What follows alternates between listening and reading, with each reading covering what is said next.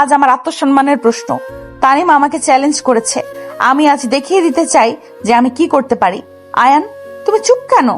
আমি তোমাকে একটা ডিল অফার করছি, তুমি আমাকে বিয়ে করো, বিনিময়ে আমি তোমার ক্যারিয়ার, যা টাকা লাগবে সব আমি দেব। আয়ান নদীর চোখের দিকে এক দৃষ্টিতে তাকিয়ে আছে। আয়ানের ফর্সা মুখে কোনো রাগের ছাপ নেই। খুব ধীর শান্ত গলায় আয়ান বলে উঠল, ডিল? আপনি ভাবছেন আমাকে টাকা দিয়ে কেনা যায়? আপনি টাকার গরমে অন্ধ হয়ে গেছেন নদী। তাহলে কি চাই তোমার? আমি জানি তুমি একটা মধ্যবিত্ত ঘরের ছেলে, তোমার চাকরি খুঁজতেও তো আমার কোম্পানির রেফারেন্স লাগবে। আমাকে বিয়ে করলে তোমার সব অভাব দূর হয়ে যাবে, তোমার আম্মুও খুশি হবে। বলো, রাজি আছো? আয়ানের আম্মু নাহিদা রাগের সামনে এসে নদীর হাত ধরে টান দিয়ে বলল, মুখ সামলে কথা বল নদী। তোর আম্মু আমার বান্ধবী বলে আমি এতক্ষণ চুপ ছিলাম। তুই আমার ছেলেকে সবার সামনে এভাবে অপমান করছিস? তোর মতো অহংকারী মেয়ের সাথে আমি আমার ছেলের বিয়ে কখনোই দেব না। আয়ান, চল এখান থেকে। আম্মু, শান্ত হও। আয়ানের ভারী আর শান্ত কণ্ঠ শুনে নাহিদা থমকে গেল। আয়ান নদীর খুব কাছাকাছি এসে দাঁড়ালো। নদীর ফর্সা মুখের সাথে আয়ানের উচ্চতার বেশ পার্থক্য। আয়ান নদীর চোখের দিকে তাকিয়ে খুব নিচু কিন্তু স্পষ্ট স্বরে বলল, আপনি যা করছেন শুধু জেদের বশে করছেন, পরে কিন্তু পস্তাতে হবে। আমি বয়সে ছোট ছেলে হতে পারি, কিন্তু আমার জেদ আপনার চেয়েও ভয়ঙ্কর। আপনি কি সত্যি আমাকে বিয়ে করতে চান? হ্যাঁ চাই। তুমি যদি আজ আমাকে বিয়ে করো, আমি প্রমাণ করতে পারবো যে আমি তানিমকে পরোয়া করি না। তুমি কি ভয় পাচ্ছ পিচ্ছি? তোমার কি সাহস নেই আমার মতো একটা মেয়েকে বউ হিসেবে গ্রহণ করার? আমি রাজি, কাজী ডাকুন। আয়ানের মুখে আমি রাজি কথাটা শুনে নদী নিজেই যেন এক মুহূর্তের জন্য কেঁপে উঠল। নদীর মনে হলো সে কোনো এক অজানা বিপদে পা দিচ্ছে, কিন্তু নিজের ইগো সামলে সে তানিমের দিকে তাকিয়ে বাঁকা হাসি হাসলো। তানিম বলে উঠল, এটা একটা নাটক। এই ছেলে তো একটা বাচ্চা, একে বিয়ে করে তুমি আমাকে দেখাবে? মুখ সামলে কথা বলবেন তানিম সাহেব। আমি আপনার এক্সের স্বামী হতে যাচ্ছি, আর একটা বাজে কথা বললে এই হলরুম থেকে আপনার লাশ বের হবে। আয়ানের গলা এতটাই গম্ভীর আর ভয়ঙ্কর ছিল যে তানিম ভয়ে এক পা পিছিয়ে গেল। কিছুক্ষণ পরেই কাজী লোকমান চলে আসলো। জাভেদ এবং রফিক অনেক চেষ্টা করলো দুজনকে বোঝানোর, কিন্তু নদীর জেদের কাছে সবাই হার মানলো। মা নদী, তুমি কি সজ্ঞানে সুস্থ মস্তিষ্কে আয়ানকে নিজের স্বামী হিসেবে কবুল করছো? কবুল, কবুল, কবুল। বাবা আয়ান, তুমি কি সজ্ঞানে এই বিয়েতে রাজি আছো? আলহামদুলিল্লাহ, কবুল, কবুল, কবুল। বিয়ে সম্পন্ন হওয়ার পর নদী তানিমের দিকে তাকিয়ে তাচ্ছিল্যের হাসি দিয়ে বলল, দেখলে তানিম, আমার টাকায় কেনা একটা স্বামী আমি ঠিকই জোগাড় করে ফেললাম। এখন তোমরা আমার সামনে থেকে দূর হয়ে যাও। তানিম আর রূপা অপমানে মাথা নিচু করে চলে গেল। নদী দীর্ঘশ্বাস ফেলে আয়ানের দিকে ঘুরতেই দেখলো আয়ানের চোখে এক অদ্ভুত শীতল দৃষ্টি। নদীর কেন যেন হঠাৎ খুব ভয় লাগতে শুরু করলো। নাহিদা কাঁদতে কাঁদতে শারমিনকে বলল, তোর মেয়ে আজ আমার ছেলের জীবনটা নষ্ট করে দিল শারমিন। তুই দেখছিস আমি এই অহংকারী মেয়েকে কোনোদিন শান্তিতে থাকতে দেব না। আয়ান, তুই ওকে নিয়ে আমাদের বাসায় চল। আমি আজই ওকে আমাদের নিয়ম শেখাবো। নাহিদা, তুই ওকে মাফ করে দে। নদীর আগের মাথায় এই কাজ করেছে। আমি ওকে টাকা দিয়ে দেব, তুই চিন্তা করিস না। আমার টাকার দরকার নেই। তোর মেয়ে এখন আমার ছেলের বউ, বউয়ের জায়গায় স্বামীর পায়ে। আয়ান, চল। আয়ান কোনো কথা না বলে নদীর হাত শক্ত করে চেপে ধরলো। নদীর নরম ফর্সা হাত আয়ানের শক্ত হাতের মুঠোয় যেন পিষে যাচ্ছিল। নদী বলে উঠল, এই পিচ্ছি, হাত ছাড়ো আমার। লাগছে তো। তুমি আমাকে কোথায় নিয়ে যাচ্ছ? আমার বাড়িতে। স্ত্রী হিসেবে আপনার এখন আমার বাড়িতে থাকার কথা। চলুন। আমি তোমার ওই বস্তির মতো বাড়িতে যাব না। তুমি এখানে থাকবে আমার বাড়িতে। আমি তোমাকে টাকা দেব, তুমি আমার কথা মতো চলবে। আপনার টাকার ডিল আমি গ্রহণ করিনি নদী। আপনি আমাকে সবার সামনে বিয়ের প্রস্তাব দিয়েছেন, আমি রাজি হয়েছি। এখন থেকে আপনি আমার স্ত্রী, আর স্ত্রীর জায়গা স্বামীর বাড়িতে। চুপচাপ গাড়িতে উঠুন, না হলে আমি আপনাকে কোলে তুলে গাড়িতে ফেলবো। সবার সামনে আরো অপমানিত হতে চান? আয়ানের ধমক শুনে নদী থমকে গেল। এই প্রথম কেউ নদীর চোখের দিকে তাকিয়ে এত কড়া গলায় কথা বলল। নদী অপমানে আর রাগে ফুঁসতে ফুঁসতে আয়ানের সাথে গাড়িতে গিয়ে বসলো। পুরো রাস্তা দুজনে একটা কথাও বলল না। আয়ানের সাধারণ একটা দোতলা বাড়িতে এসে গাড়ি থামলো। নদী নাক সিটকে বাড়িটার দিকে তাকালো। নদী বলে ওঠে, কি জঘন্য বাড়ি! এখানে এসি আছে তো? আমার কিন্তু এসি ছাড়া ঘুম হয় না। ভেতরে চলুন। আয়ান নদীকে নিয়ে ভেতরে ঢুকলো। নাহিদা আগে থেকেই দরজায় দাঁড়িয়ে ছিল। নদীর দিকে কড়া চোখে তাকিয়ে বলল, আমার বাড়িতে থাকতে হলে অহংকার বাইরে ফেলে আসতে হবে। সকাল 6টায় ঘুম থেকে উঠে সবার নাস্তা বানাতে হবে। এখানে তোমার কোম্পানির সিইও গিরি চলবে না। এক্সকিউজ মি আন্টি, আমি আপনার বাড়িতে কাজ করার জন্য আসিনি। আমি আয়নকে বিয়ে করেছি একটা চুক্তির জন্য। আমি কাল সকালে ডিভোর্স পেপার রেডি করে ফেলবো। ডিভোর্স? এত সোজা? তুমি আজ আমার ছেলেকে সবার সামনে বিয়ে করেছো, এখন ডিভোর্স নিয়ে আমার ছেলের বদনাম করবে? সেটা আমি হতে দেব না। আম্মু, তুমি নিজের রুমে যাও, ওকে আমি সামলাচ্ছি। আয়ান নদীকে টেনে নিজের রুমে নিয়ে গেল। রুমটা খুব সাধারণ কিন্তু পরিপাটি। একটা ছোটখাটো একটা পড়ার টেবিল আর আলমারি। নদী রাগে আয়ানের হাত ছাড়িয়ে নিয়ে বলল, তোমার সাহস তো কম না! তুমি আমাকে টেনে হিচড়ে তোমার রুমে নিয়ে আসলে। তুমি জানো আমি চাইলে তোমার নামে পুলিশ কেস করতে পারি। করুন, পুলিশ এলে আমি বিয়ের কাবিননামা দেখাবো। তুমি আসলে একটা ফাজিল পিচ্চি ছেলে। তুমি ভেবেছো আমি তোমার বউ হয়ে এই ঘরে থাকবো? শোনো, আজ রাতের জন্য আমি বাধ্য হয়ে এখানে এসেছি। কাল সকালে আমি আমার বাড়িতে চলে যাব। আর শোনো, তুমি সোফায় গিয়ে ঘুমাও। আমার খাটে তোমার জায়গা হবে না। নদীর কথা শুনে আয়ান কোনো উত্তর দিল না। সে খুব শান্তভাবে আলমারি থেকে একটা বালিশ আর কাঁথা বের করে সোফার দিকে এগিয়ে গেল। নদী একটু অবাক হলো। সে ভেবেছিল আয়ান হয়তো তর্ক করবে, কিন্তু আয়ানের এই নীরবতা নদীকে আরো বেশি অস্বস্তিতে ফেলে দিল।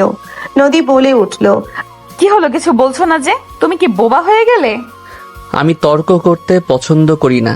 আপনার বাবার সম্মান আর আপনার ইগো বাঁচাতে আজ আমাকে এই নাটকটা করতে হয়েছে। আমি জানি আপনি আমাকে ঘেন্না করেন, সমস্যা নেই। সময় হলে আমি নিজেই আপনার জীবন থেকে সরে যাব। কিন্তু যতদিন এই বাড়িতে আছেন একটু সম্মান দিয়ে কথা বলার চেষ্টা করবেন। আয়ানের কথাগুলো এতটাই ভারী আর পরিণত ছিল যে নদীর বুকের ভেতরটা কেমন যেন মোচড় দিয়ে উঠল। নদী মনে মনে ভাবতে লাগলো, ছেলেটা এত শান্ত কেন? তানিমের মতো কোনো রিয়াকশন তো দিল না। আমি ওকে এত অপমান করলাম, তাও চুপ করে আছে। ওর ওই চোখের চাহনি দেখলে আমার ভেতরটা এত কাঁপে কেন? ধুর ছাই, কি সব ভাবছি। কাল সকালেই আমি এখান থেকে চলে যাব। রাত গভীর হতে লাগলো। হঠাৎ নদীর খুব শীত করতে শুরু করলো। এসি নেই, কিন্তু ফ্যানের বাতাসে নদীর গায়ে কাঁপুনি ধরে গেল। নদীর শীতে গুটিসুটি মেরে শুয়ে কাঁপতে লাগলো। হঠাৎ নদীর মনে হলো তার গায়ের উপর কেউ একটা ভারী কম্বল জড়িয়ে দিল। নদী চোখ মেলে দেখলো আয়ান তার খুব কাছে দাঁড়িয়ে আছে। আয়ানের ফর্সা মুখে একটা স্নিগ্ধ মায়া। নদী বলে ওঠে, তুমি আমার কাছে কি করছো? আপনি শীতে কাঁপছিলেন, তাই কম্বলটা দিয়ে দিলাম। ঘুমিয়ে পড়ুন। আমার তোমার কোনো সাহায্যের দরকার নেই, তুমি দূরে থাকো। জেদ করবেন না নদী। আপনি অসুস্থ হয়ে পড়লে কাল সকালে আপনার জেদ দেখানোর মতো এনার্জি থাকবে না। চুপচাপ ঘুমান। আয়ান কথাগুলো বলে আবার সোফায় গিয়ে শুয়ে পড়ল। নদীর চোখের কোণে হঠাৎ করেই এক ফোঁটা পানি জমে গেল। এই প্রথম কেউ নদীর জেদের চেয়ে নদীর শরীরের যত্নকে বেশি গুরুত্ব দিল। তানিম তো সারা জীবন শুধু নদীর টাকা আর শরীরকেই চেয়েছে, কিন্তু এই বয়সে ছোট ছেলের নদীর মতো খেয়াল কেন রাখছে? নদী কাঁপা কাঁপা গলায় বলল, তুমি এত ভালো সাজার নাটক কেন করছো আয়ান? তুমি কি ভাবছো এইসব করে তুমি আমার মন জয় করে নেবে? আমি আপনার মন জয় করতে আসিনি নদী। আমি শুধু আমার দায়িত্ব পালন করছি, স্বামী হিসেবে না হলেও একজন মানুষ হিসেবে। আয়ানের কথাই নদী ভেতরে থাকা অহংকারের দেওয়ালটা যেন একটু হলেও কেঁপে উঠল। নদী কম্বলটা শক্ত করে বুকে জড়িয়ে ধরে আয়ানের দিকে তাকিয়ে রইল। বয়সের অহংকার আর জেদের আড়ালে এই সাধারণ ছেলেটার জন্য নদীর মনে এক অদ্ভুত নাম না জানা অনুভূতির জন্ম নিতে শুরু করলো। নদী আয়ানের দিকে আজ চোখে দেখতে লাগলো। ফর্সা গায়ের রঙের ওপর চাঁদের আলো এসে পড়েছে আয়ানের। ছেলেটা ঘুমিয়ে আছে। নদীর মনে হতে লাগলো ছেলেটাকে সে নিজের থেকেও বেশি আপন ভাবতে শুরু করেছে। নদী নিজেকে সামলে নিয়ে চোখ বন্ধ করলো। সকাল হলো। নদীর ঘুম ভাঙলো পাখির ডাকে। নদী চোখ মেলে দেখলো সে একটা অপরিচিত ঘরে। কাল রাতের সব ঘটনা নদীর চোখের সামনে ভেসে উঠল। নদী ধরপড় করে উঠে বসলো। সোফার দিকে তাকিয়ে দেখলো আয়ান নেই। কম্বলটা পরিপাটি করে ভাঁজ করা। নদী খাট থেকে নেমে বাথরুমের দিকে গেল। ফ্রেশ হয়ে বের হতেই দেখলো আয়ান রুমে ঢুকছে। আয়ানের পরনে একটা সাদা টি শার্ট আর কালো ট্রাউজার। চুলগুলো ভেজা, মনে হচ্ছে সবে গোসল করে এসেছে। আয়ানের দিক থেকে একটা মিষ্টি পারফিউমের সুবাস আসছে। নদী নাক কুঁচকে বলল, তুমি কই ছিলে? আর আমার লাগেজ কোথায়? আমি এক্ষুনি চলে যাব। আপনার লাগেজ নিচে রাখা আছে, কিন্তু আপনি এখন কোথাও যাচ্ছেন না। মানে কি? তুমি আমাকে আটকানোর কে? আমি কাল রাতেই বলেছি আজ সকালে আমি চলে যাব। আপনার আব্বু ফোন করেছিলেন। তানিম আর রূপার ওই অপমানের পর ওনার প্রেশার খুব বেড়ে গেছে। উনি এখন হসপিটালে। আপনি এখন যদি ডিভোর্স দিয়ে বা রাগ করে বাড়ি যান, ওনার জন্য সেটা আরো বড় ধাক্কা হবে। নদীর বুকটা ধক করে উঠল। আব্বুর শরীর খারাপ শুনে নদীর চোখের পানি আর বাঁধ মানল না। নদী সোফায় বসে ফুপিয়ে কেঁদে উঠল। আয়ান খুব ধীর পায়ে নদীর কাছে এসে দাঁড়ালো। পকেট থেকে একটা রুমাল বের করে নদীর দিকে এগিয়ে দিয়ে বলল, কান্না করবেন না। ডক্টর বলেছেন টেনশনের কিছু নেই। আমি সকালবেলা হসপিটালে গিয়েছিলাম। আঙ্কেল এখন সুস্থ আছেন, কিন্তু ওনাকে কোনো ধরনের মানসিক চাপ দেওয়া যাবে না। তুমি হাসপাতালে গিয়েছিলে আম্মুর কাছে? হ্যাঁ, উনি আমারও তো শ্বশুর। ওনাকে দেখতে যাওয়া আমার দায়িত্ব। নদীর চোখে বিস্ময়। কাল রাতে যে ছেলেটাকে সে এত অপমান করেছে, আজ সকালে সেই ছেলেটা তার বাবার জন্য এত কিছু করছে। নদীর ইগো যেন বারবার ধাক্কা খাচ্ছে। নদী রুমালটা নিয়ে চোখ মুছলো। আমি আব্বুকে দেখতে যাব। যাবেন, কিন্তু তার আগে নিচে গিয়ে আম্মুর সাথে নাস্তা করবেন। আম্মু আপনার জন্য অপেক্ষা করছেন। আমি তোমাদের এই সস্তা খাবার খাবো না। নদী, আমি বলেছি না জেদ করবেন না। আম্মু খুব কড়া মানুষ। উনি যদি রেগে যান তাহলে পরিস্থিতি খুব খারাপ হবে। আপনি এমনিতেও মানসিক চাপে আছেন। নিচে চলুন। নদী আর কোনো কথা না বলে আয়ানের পিছু পিছু নিচে নামলো। ডাইনিং টেবিলে নাহিদা আর সফিক বসে আছে। নদীর দিকে তাকিয়ে নাহিদার চোখে বিরক্তি স্পষ্ট। নাহিদা বলে উঠল, কতক্ষণ লাগে একটা মেয়ের ঘুম থেকে উঠতে? নবাবজাদি নাকি? আহা নাদিয়া, মেয়েটা কাল রাতে এত বড় একটা ঝামেলার মধ্য দিয়ে গেছে, একটু তো সময় দিতে হবে। এসো মা নদী, বসো এখানে। রফিকের নরম কথায় নদী একটু ভরসা পেল। সে চুপচাপ চেয়ার টেনে বসলো। টেবিলে রাখা রুটি, ভাজি আর ডিম। নদীর এসব খাবার একদম অভ্যেস নেই। সে শুধু পাউরুটি আর জেলি খায়। আয়ান নদীর দিকে একটা প্লেট এগিয়ে দিয়ে রুটি আর ভাজি তুলে দিয়ে বলল, খেয়ে নিন। আমি এসব খাই না। এই বাড়িতে এসবই রান্না হয়। খেতে হলে এটাই খেতে হবে। তোমার বাবার বাড়ির মতো 10 পদের খাবার এখানে পাবে না। নদীর আবার এগোতে লাগলো। সে প্লেটটা ঠেলে দিয়ে উঠে দাঁড়াতে গেল। আয়ান নদীর হাত ধরে ফেললো। আয়ানের হাতের স্পর্শে নদীর সারা শরীরে যেন একটা বিদ্যুৎ খেলে গেল।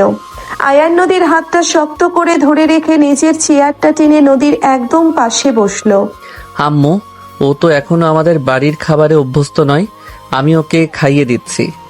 নাহিদা আর রফিক অবাক হয়ে আয়ানের দিকে তাকালো। নদীও হতবাক। আয়ান নিজের হাতে রুটি ছিঁড়ে ভাজি দিয়ে নদীর মুখের সামনে ধরলো। মুখ খুলুন। আমি খাবো না। মুখ খুলতে বলেছি নদী, জেদ করবেন না। আয়ানের চোখের ওই গভীর আর শান্ত দৃষ্টির সামনে নদী যেন সম্মোহিত হয়ে গেল। নদীর মনে হলো সে নিজের নিয়ন্ত্রণ হারিয়ে ফেলছে। নদী আস্তে করে মুখ খুলল। আয়ান খুব যত্ন করে নদীকে খাইয়ে দিতে লাগলো। নদীর চোখ দিয়ে টপ টপ করে পানি পড়তে লাগলো। তানিমের সাথে নদীর 4 বছরের সম্পর্ক ছিল, কিন্তু তানিম কোনোদিন এত আদর করে নদীকে নিজের হাতে খাইয়ে দেয়নি। এই 23 বছরের ছেলেটা নদীর অহংকার, জেদ সবকিছু ধুলোয় মিশিয়ে দিচ্ছে, শুধু তার নীরব যত্ন আর ভালোবাসা দিয়ে। নদী মনে মনে ভাবতে লাগলো, ও এত ভালো কেন? ও কি সত্যি আমাকে শুধু দায়িত্ব হিসেবে দেখছে নাকি অন্য কিছু? ওর এই মায়ার জালে যদি আমি জড়িয়ে যাই তাহলে তো আমার অস্তিত্বই শেষ হয়ে যাবে। খাওয়া শেষ হলে আয়ান নদীর হাত ধুয়ে দিল, তোয়ালে দিয়ে হাত মুছিয়ে দিয়ে বলল, রেডি হয়ে নিন, আমি আপনাকে হসপিটালে নিয়ে যাব। আমি একাই যেতে পারবো, আমার গাড়ি আছে। আপনি এখন আমার স্ত্রী, একা একা ঘুরলে মানুষের নানা কথা শোনার সুযোগ হবে। আমি সাথে যাব। নদীর রুমে গিয়ে একটা হালকা রঙের শাড়ি পরলো, চুলগুলো খুলে রাখলো। আয়ান রুমে ঢুকে নদীকে দেখে এক মুহূর্তের জন্য থমকে দাঁড়ালো। নদীর রূপ সত্যি পাগল করার মতো। আয়ান চোখ নামিয়ে দিল। চলুন। দুজনে হসপিটালে পৌঁছলো। কেবিনের ভেতরে জাভেদ শুয়ে আছে, পাশে শারমিন বসে কাঁদছে। নদী দৌড়ে গিয়ে জাভেদকে জড়িয়ে ধরলো। আব্বু, তুমি ঠিক আছো তো? আমার খুব ভয় করছিল আব্বু। আমি ঠিক আছি মা, তুই কাঁদছিস কেন? আয়ান থাকতে তোর ভয়ের কি আছে? আয়ান তো সারা রাত আমার কাছে ছিল, সকালে তোকে আনতে গেল। নদীর চোখ কপালে উঠে গেল। সে আয়ানের দিকে তাকালো। আয়ান সারা রাত হসপিটালে ছিল, তাহলে রাতে নদীর রুমে কে ছিল? নদী মনে করার চেষ্টা করলো। রাতে আয়ান কম্বল দিয়ে সোফায় শুয়ে পড়েছিল। তারপর হয়তো ভোরবেলা হসপিটালে চলে এসেছিল। ছেলেটা সারা রাত একটুও ঘুমায়নি। নদীর বুকের ভেতরটা আবার কেমন করে উঠলো। আয়ান বাবা, তুই আমার মেয়েটাকে মাফ করে দিস। ওর আগের মাথায় তোকে বিয়ে করে ফেলেছে। তুই চাইলে আমি তোকে অনেক টাকা দিব, তুই ওকে ডিভোর্স দিয়ে দে। শারমিনের কথা শুনে আয়ান শান্ত দৃষ্টিতে নদীর দিকে তাকালো। নদীরও কেন যেন হঠাৎ খুব ভয় করতে লাগলো। আয়ান কি সত্যিই টাকা নিয়ে তাকে ডিভোর্স দিয়ে দিবে? আয়ান বলল, আন্টি, আমি আগেই বলেছি আমাকে টাকা দিয়ে কেনা যায় না। নদী এখন আমার স্ত্রী, আমি ডিভোর্স দেব না। আয়ান ঠিকই বলেছে শারমিন, আমি তো প্রথম থেকেই চেয়েছিলাম আয়ানের সাথে নদীর বিয়ে হোক। ছেলেটা বয়সে একটু ছোট ঠিকই, কিন্তু ওর মতো দায়িত্বশীল ছেলে আজকালে পাওয়া যায় না। নদী, তুই আয়ানের সাথে খুব সুখী থাকবি মা। কিন্তু আব্বু, কোনো কিন্তু নয়। নদী, তুই আমার কথা রাখবি। আয়ানের বাড়ি এখন তোর আসল বাড়ি। নদী আর কোনো কথা বলতে পারলো না। সে শুধু মাথা নিচু করে দাঁড়িয়ে রইল। হসপিটাল থেকে বের হয়ে গাড়িতে ওঠার সময় নদী আয়ানকে বলল, তুমি সারা রাত ঘুমাওনি। তাতে আপনার কি? আমি এত ভালো সাজার চেষ্টা তুমি এত ভালো সাজার চেষ্টা কেন করছো আয়ান? তুমি কি জানো আমি তোমাকে কোনোদিন ভালোবাসতে পারবো না? আমি তো আপনার কাছে ভালোবাসা চাইনি নদী, আমি শুধু আমার দায়িত্ব পালন করছি। আপনি এত ভাবছেন কেন? আয়ানের এই উদাসীনতা নদীকে আরো বেশি রাগিয়ে তুলল। নদী চাই আয়ান নদীর রূপের পাগল হোক, নদীর জেদের কাছে হার মানুক। কিন্তু আয়ান তো একদম আলাদা। সে নদীর কোনো ইগোকেই পাত্তা দেয় না। গাড়ি এসে থামলো আয়ানের বাড়ির সামনে। নদী গাড়ি থেকে নামতেই দেখলো তানিম আর রূপা দাঁড়িয়ে আছে। নদী ভ্রু কুচকে তাকালো। তানিম হাসতে হাসতে এগিয়ে আসলো। তানিম বলে ওঠে, কি ব্যাপার নদী, খুব তো বলেছিলে তুমি জিতে গেছো, এখন এই বস্তির মতো বাড়িতে থাকতে কেমন লাগছে? আরে তানিম, ও তো এখন আর কোনো উপায় নেই। এই পিচ্চি ছেলেটাকে বিয়ে করে এখনো জীবনটা নরক হয়ে গেছে। নদীর রাগে সারা শরীর কাঁপতে শুরু করলো। সে কিছু বলতে যাবে তার আগেই আয়ান সামনে এসে দাঁড়ালো। আয়ান খুব শান্ত কিন্তু ভয়ঙ্কর গলায় বলল, তামিম সাহেব, আপনি মনে হয় আমার আগের কথাটা ভুলে গেছেন। আমি বলেছিলাম আর একটা বাজে কথা বললে এই বাড়ি থেকে আপনার লাশ বের হবে। এই পিচ্ছি, তুই আমাকে ধমক দিচ্ছিস? তুই জানিস আমি কে? আয়ান কোনো কথা না বলে তানিমের কলার চেপে ধরলো।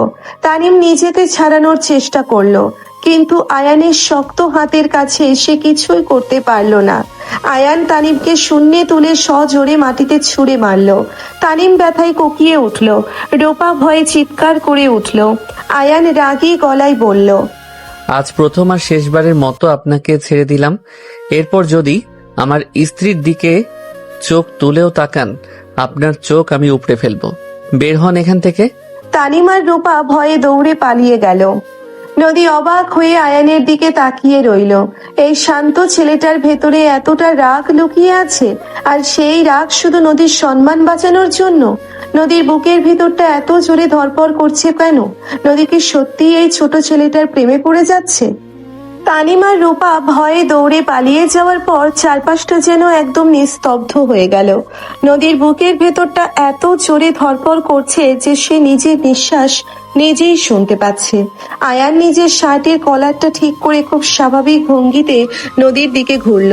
আয়ানের চোখে এখন আর সেই ভয়ঙ্কর রাগটা নেই, সেখানে আবার সেই চিরচেনা শান্ত গভীর দৃষ্টি ফিরে এসেছে। তুমি এটা কি করলে আয়ান? একটা মানুষকে এইভাবে কেউ আছাড় মারে? ও যদি পুলিশ কেস করে দেয়? করলে করবে, আমার স্ত্রীর দিকে আঙুল তুলে কথা বলবে আর আমি দাঁড়িয়ে তামাশা দেখব? এমন কাপুরুষ আমি নই। স্ত্রী? তুমি আসলে এই নাটকটা খুব সিরিয়াসলি নিয়ে ফেলেছো।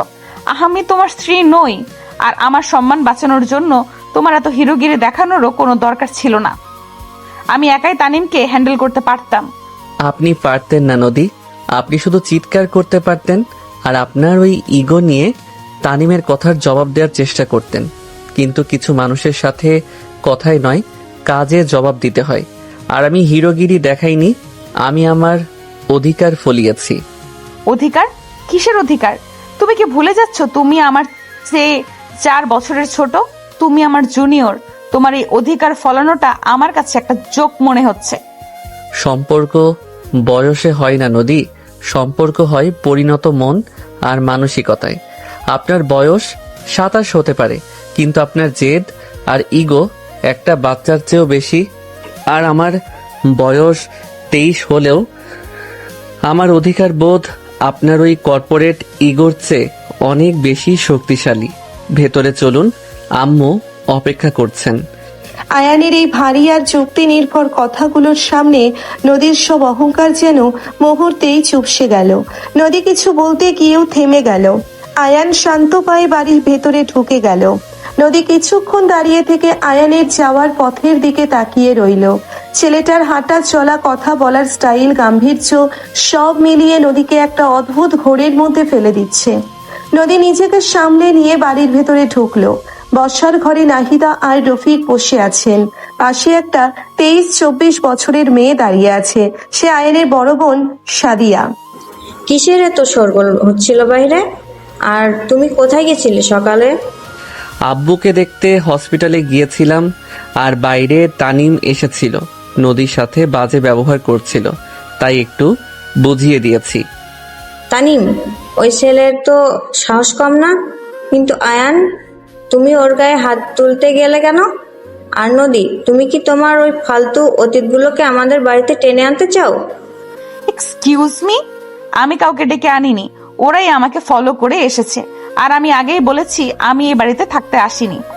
তুমি এই বাড়িতে থাকতে আসোনি মানে কি? তুমি আমার ছেলেকে সবার সামনে বিয়ে করেছো। এখন তুমি এই বাড়ির বউ। বউ হয়ে শাশুড়ির মুখের উপর কথা বলার সাহস তোমার কে দিয়েছে? শাশুড়ি? আপনি নিজেকে আমার শাশুড়ি ভাবছেন?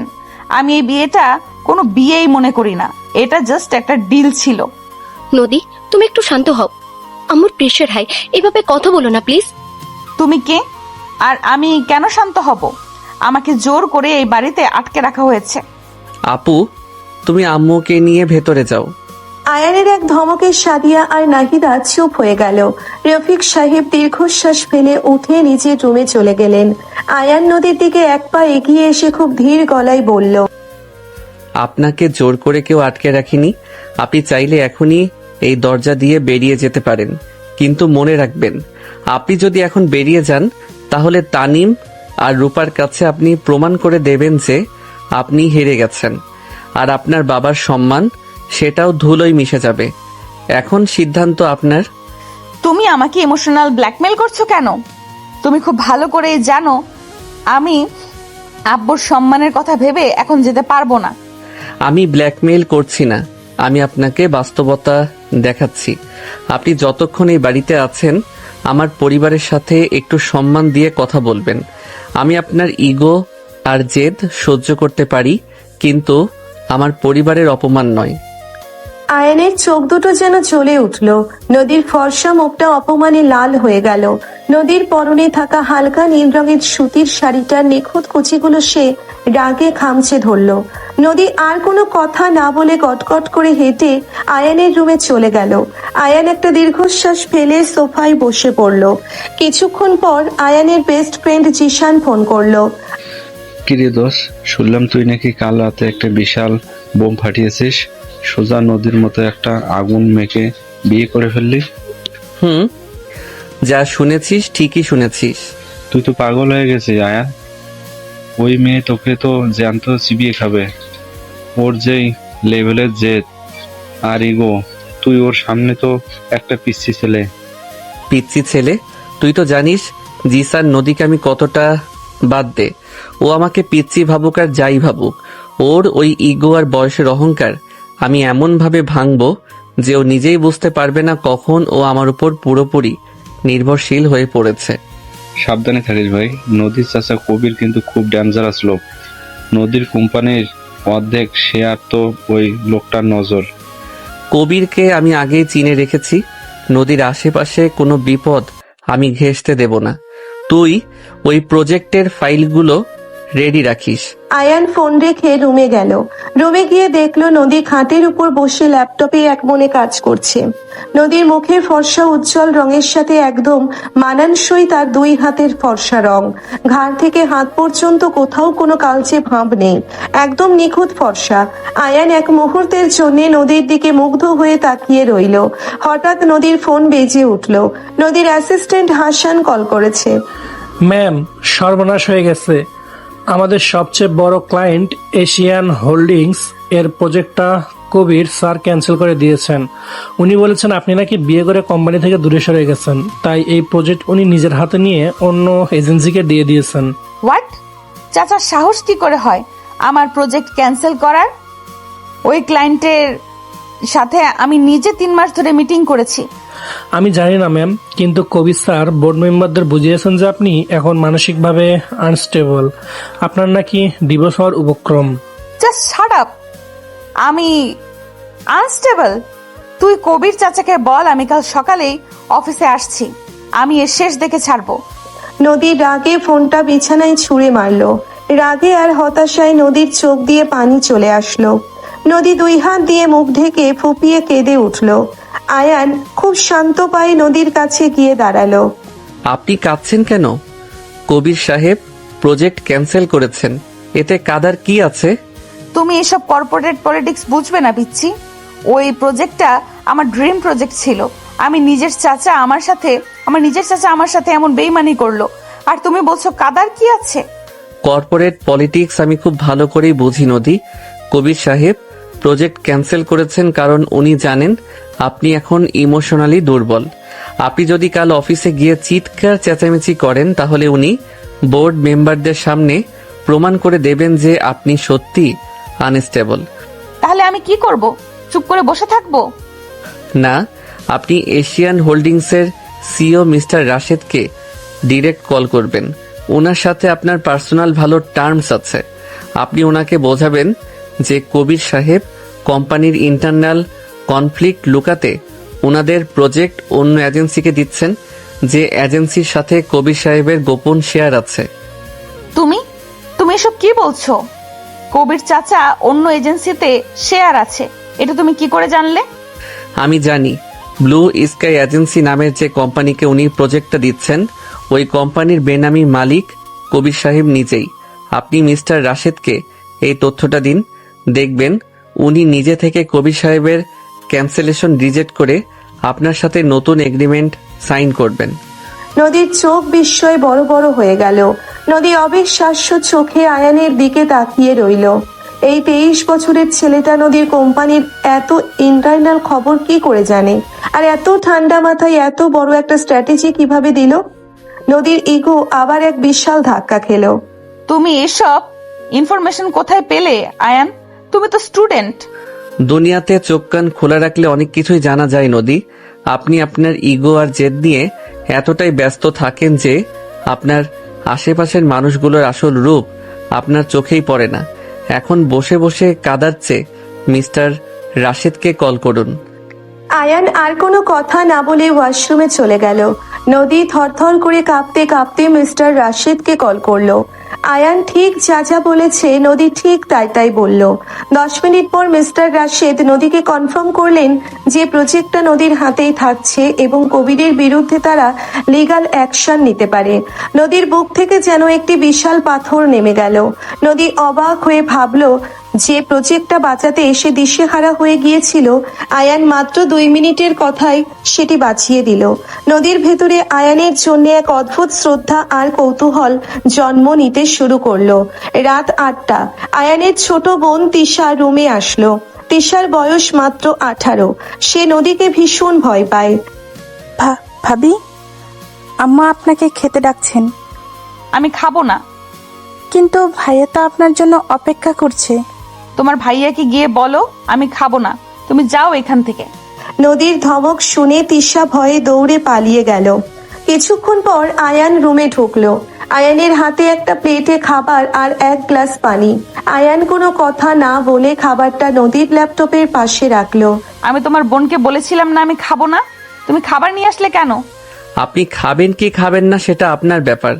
আমার দায়িত্ব আপনার কাছে খাবার পৌঁছে দেওয়া, আমি দিয়েছি। তুমি বারবার এই দায়িত্ব শব্দটা ব্যবহার করে আমাকে ছোট করার চেষ্টা করছো আয়ান। তুমি কি প্রমাণ করতে চাও যে তুমি খুব মহান?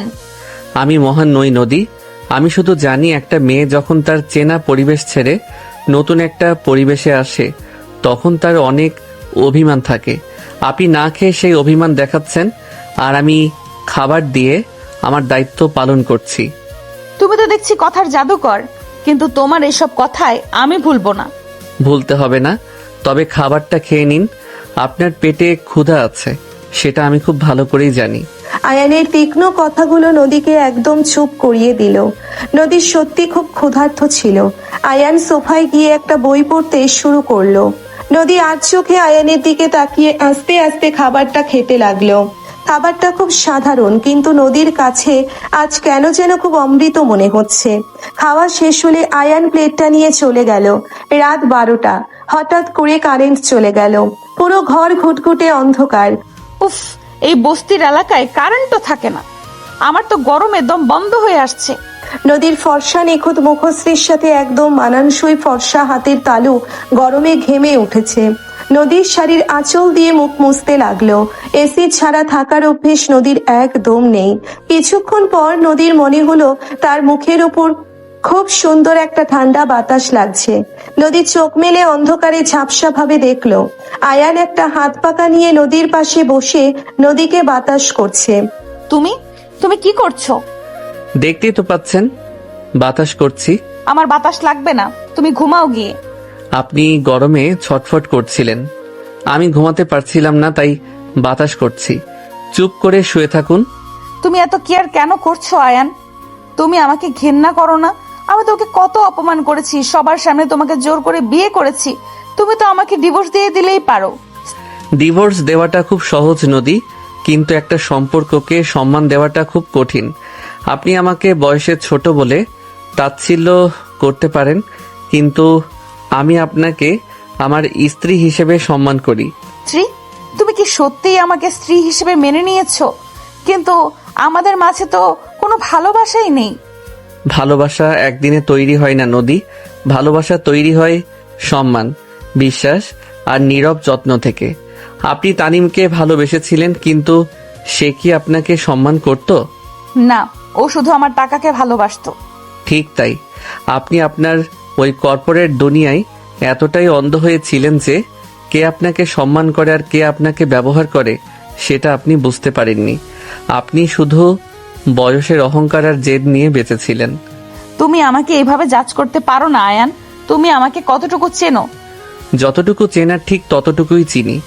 আপনি বাইরে থেকে যতটাই অহংকারী আর রাগী হন না কেন, ভেতর থেকে আপনি খুব একা আর অসহায় একটা মেয়ে, যে মেয়েটা শুধু একটু সত্যিকারের যত্ন আর সম্মান খোঁজে।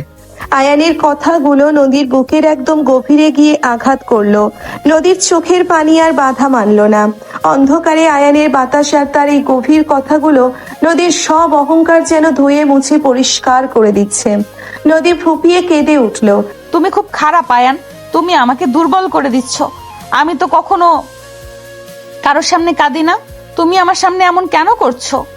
কারণ আমি চাই আপনি আপনার এই মেকি ইগোর খোলস থেকে বেরিয়ে আসুন নদী। আপনি নিজেকে যতটা শক্ত ভাবেন আপনি ততটা শক্ত নন। কেঁদে নিন, মন হালকা হবে। আয়ান অন্ধকারেও বুঝতে পারলো নদী কাঁদছে। আয়ান হাত পাকাটা রেখে খুব আলতো করে নদীর মাথার চুলে হাত বুলিয়ে দিতে লাগলো। আয়ানের হাতের ওই স্নিগ্ধ স্পর্শে নদীর সারা শরীরের কাঁপুনি যেন থেমে গেল। নদীর মনে হলো এই 23 বছরের ছেলেটার বুকের ভেতরটা একটা বিশাল সমুদ্রের মতো শান্ত আর গভীর, যেখানে কোনো ইগো নেই, কোনো লোভ নেই, আছে শুধু এক অদ্ভুত নির্ভরতা। তুমি কি সারা রাত এইভাবেই বসে থাকবে? যতক্ষণ কারেন্ট না আসে ততক্ষণ থাকবো। তোমার হাত তো ব্যথা হয়ে যাবে, তুমি বরং খাটে এসে বসো। নদীর মুখে এই কথাটা শুনে আয়ান অন্ধকারেও একটু মুচকি হাসলো। যে মেয়েটা কাল রাতে আয়ানকে খাটের ধারে কাছেও আসতে দেয়নি, সেই মেয়েটা আজ আয়ানকে খাটে বসতে বলছে। আয়ানের রিভার্স সাইকোলজি খুব ভালোভাবেই কাজ করছে। আয়ান খুব শান্ত গলায় বলল, আমি সোফাতেই ঠিক আছি, আপনি ঘুমানোর চেষ্টা করুন। আয়ান, থ্যাংক ইউ আমার প্রজেক্টটা বাঁচানোর জন্য, আর আর এখন এই বাতাস করার জন্য। ওয়েলকাম। তবে থ্যাংক ইউ বলে আমাকে দূরে সরিয়ে দেওয়ার চেষ্টা করবেন না। আমি খুব জেদি মানুষ। একবার যাকে নিজের করে ধরি তাকে আমি কোনোদিন ছাড়ি না। আয়ানের এই কথাটার ভেতরে যে কত বড় একটা সত্য লুকিয়ে আছে সেটা নদী টেরই পেল না। নদী চোখ বন্ধ করে আয়ানের বাতাস খেতে খেতে এক গভীর শান্তিতে ঘুমিয়ে পড়ল। আয়ান অন্ধকারে নদীর ফর্সা মায়াবী মুখের দিকে তাকিয়ে মনে মনে বলল, আপনার এই অহংকার আমি এভাবেই একটু একটু করে ভাঙবো নদী। আপনি নিজেই একদিন আমার এই নীরব ভালোবাসার কাছে ধরা দেবেন। সকালের স্নিগ্ধ আলো জানালার পর্দা ভেদ করে নদীর ফর্সা মুখের ওপর এসে পড়েছে। কাল রাতের ওই শীতল বাতাস আর আয়ানের নীরব যত্নের পর নদীর ঘুমটা আজ খুব গভীর হয়েছিল। নদীর চোখ খুলতেই সে দেখলো আয়ান আয়নার সামনে দাঁড়িয়ে নিজের শার্টের বোতাম লাগাচ্ছে। আয়ানের পরনে একটা হালকা নীল রঙের শার্ট আর কালো প্যান্ট, ভেজা চুলগুলো কপালের ওপর আলতো করে পড়ে আছে। নদী বিছানায় শুয়ে আর চোখে আয়ানের দিকে তাকিয়ে রইল। আয়ানের চওড়া কাঁধ আর গম্ভীর মুখশ্রী দেখে নদীর বুকের ভেতরটা কেমন যেন ধক করে উঠল। নদী নিজেকে সামলে নিয়ে উঠে বলল, ছেলেটাকে যত দেখছি ততই যেন অবাক হচ্ছি। ওর বয়সের কোনো ছেলের মধ্যে এত গাম্ভীর্য আর পার্সোনালিটি কিভাবে থাকতে পারে? কাল রাতে ও সারা রাত আমাকে বাতাস করেছে, অথচ সকালে উঠে এমন ভাব করছে যেন কিছুই হয়নি। উঠে পড়েছেন? ফ্রেশ হয়ে নিন, আম্মু নিচে নাস্তার জন্য অপেক্ষা করছেন। তুমি রেডি হচ্ছ কেন? কোথায় যাচ্ছ সকালে? আমার ভার্সিটি আছে, কিছু ইম্পর্টেন্ট ক্লাস আর একটা প্রেজেন্টেশন আছে। ও, আমি তো ভুলেই গেছিলাম যে আমার স্বামী একজন ভার্সিটি পড়ুয়া ছাত্র। ও তোমার পকেট মানি লাগবে নাকি? আমি কি কিছু টাকা দেব? নদী নিজেকে সামলে নিয়ে উঠে বসলো। নদী ইচ্ছে করে আয়ানকে খোঁচা দিয়ে কথা বলল। সে দেখতে চায় আয়ানের ইগোতে কতটা আঘাত লাগে, কিন্তু আয়ান খুব শান্ত চোখে নদীর দিকে ঘুরে দাঁড়ালো।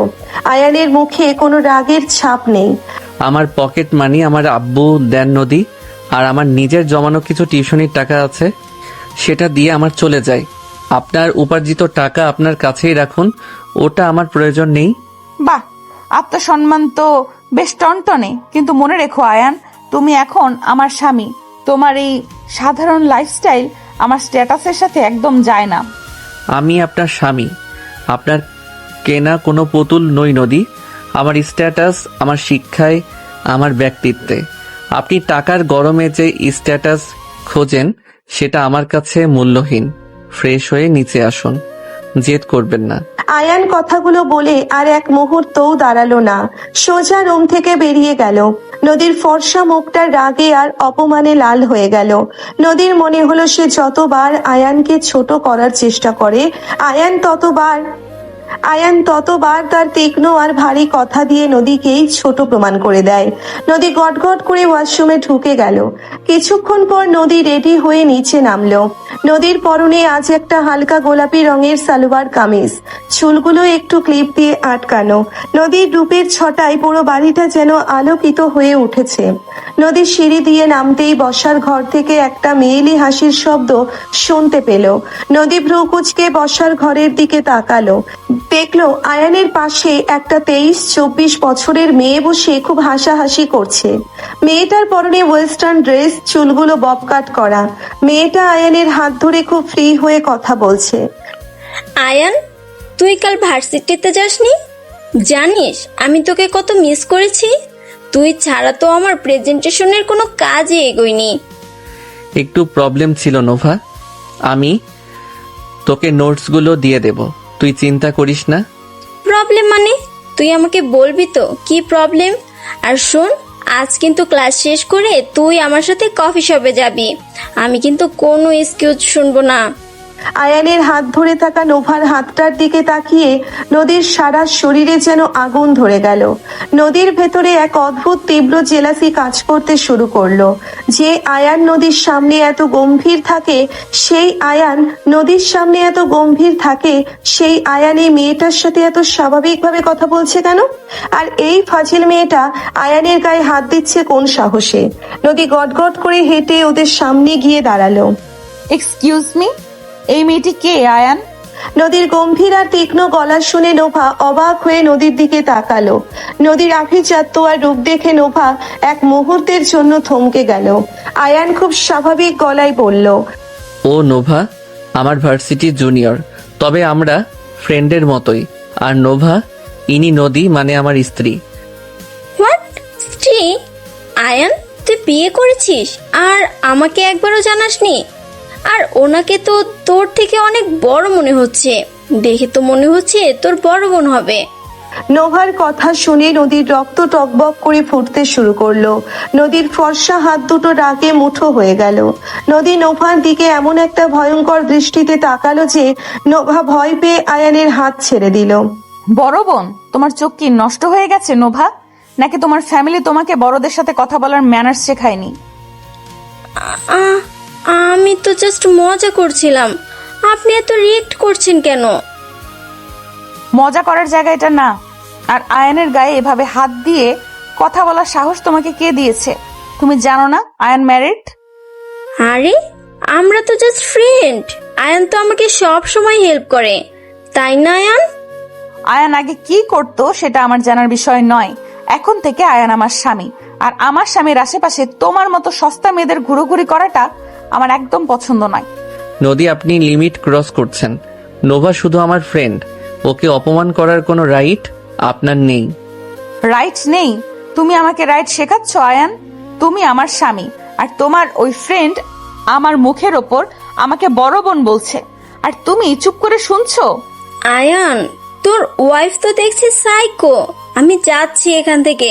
তুই এমন একটা বদমেজাজি বয়স্কা মেয়েকে কিভাবে বিয়ে করলি আমি বুঝতে পারছি না।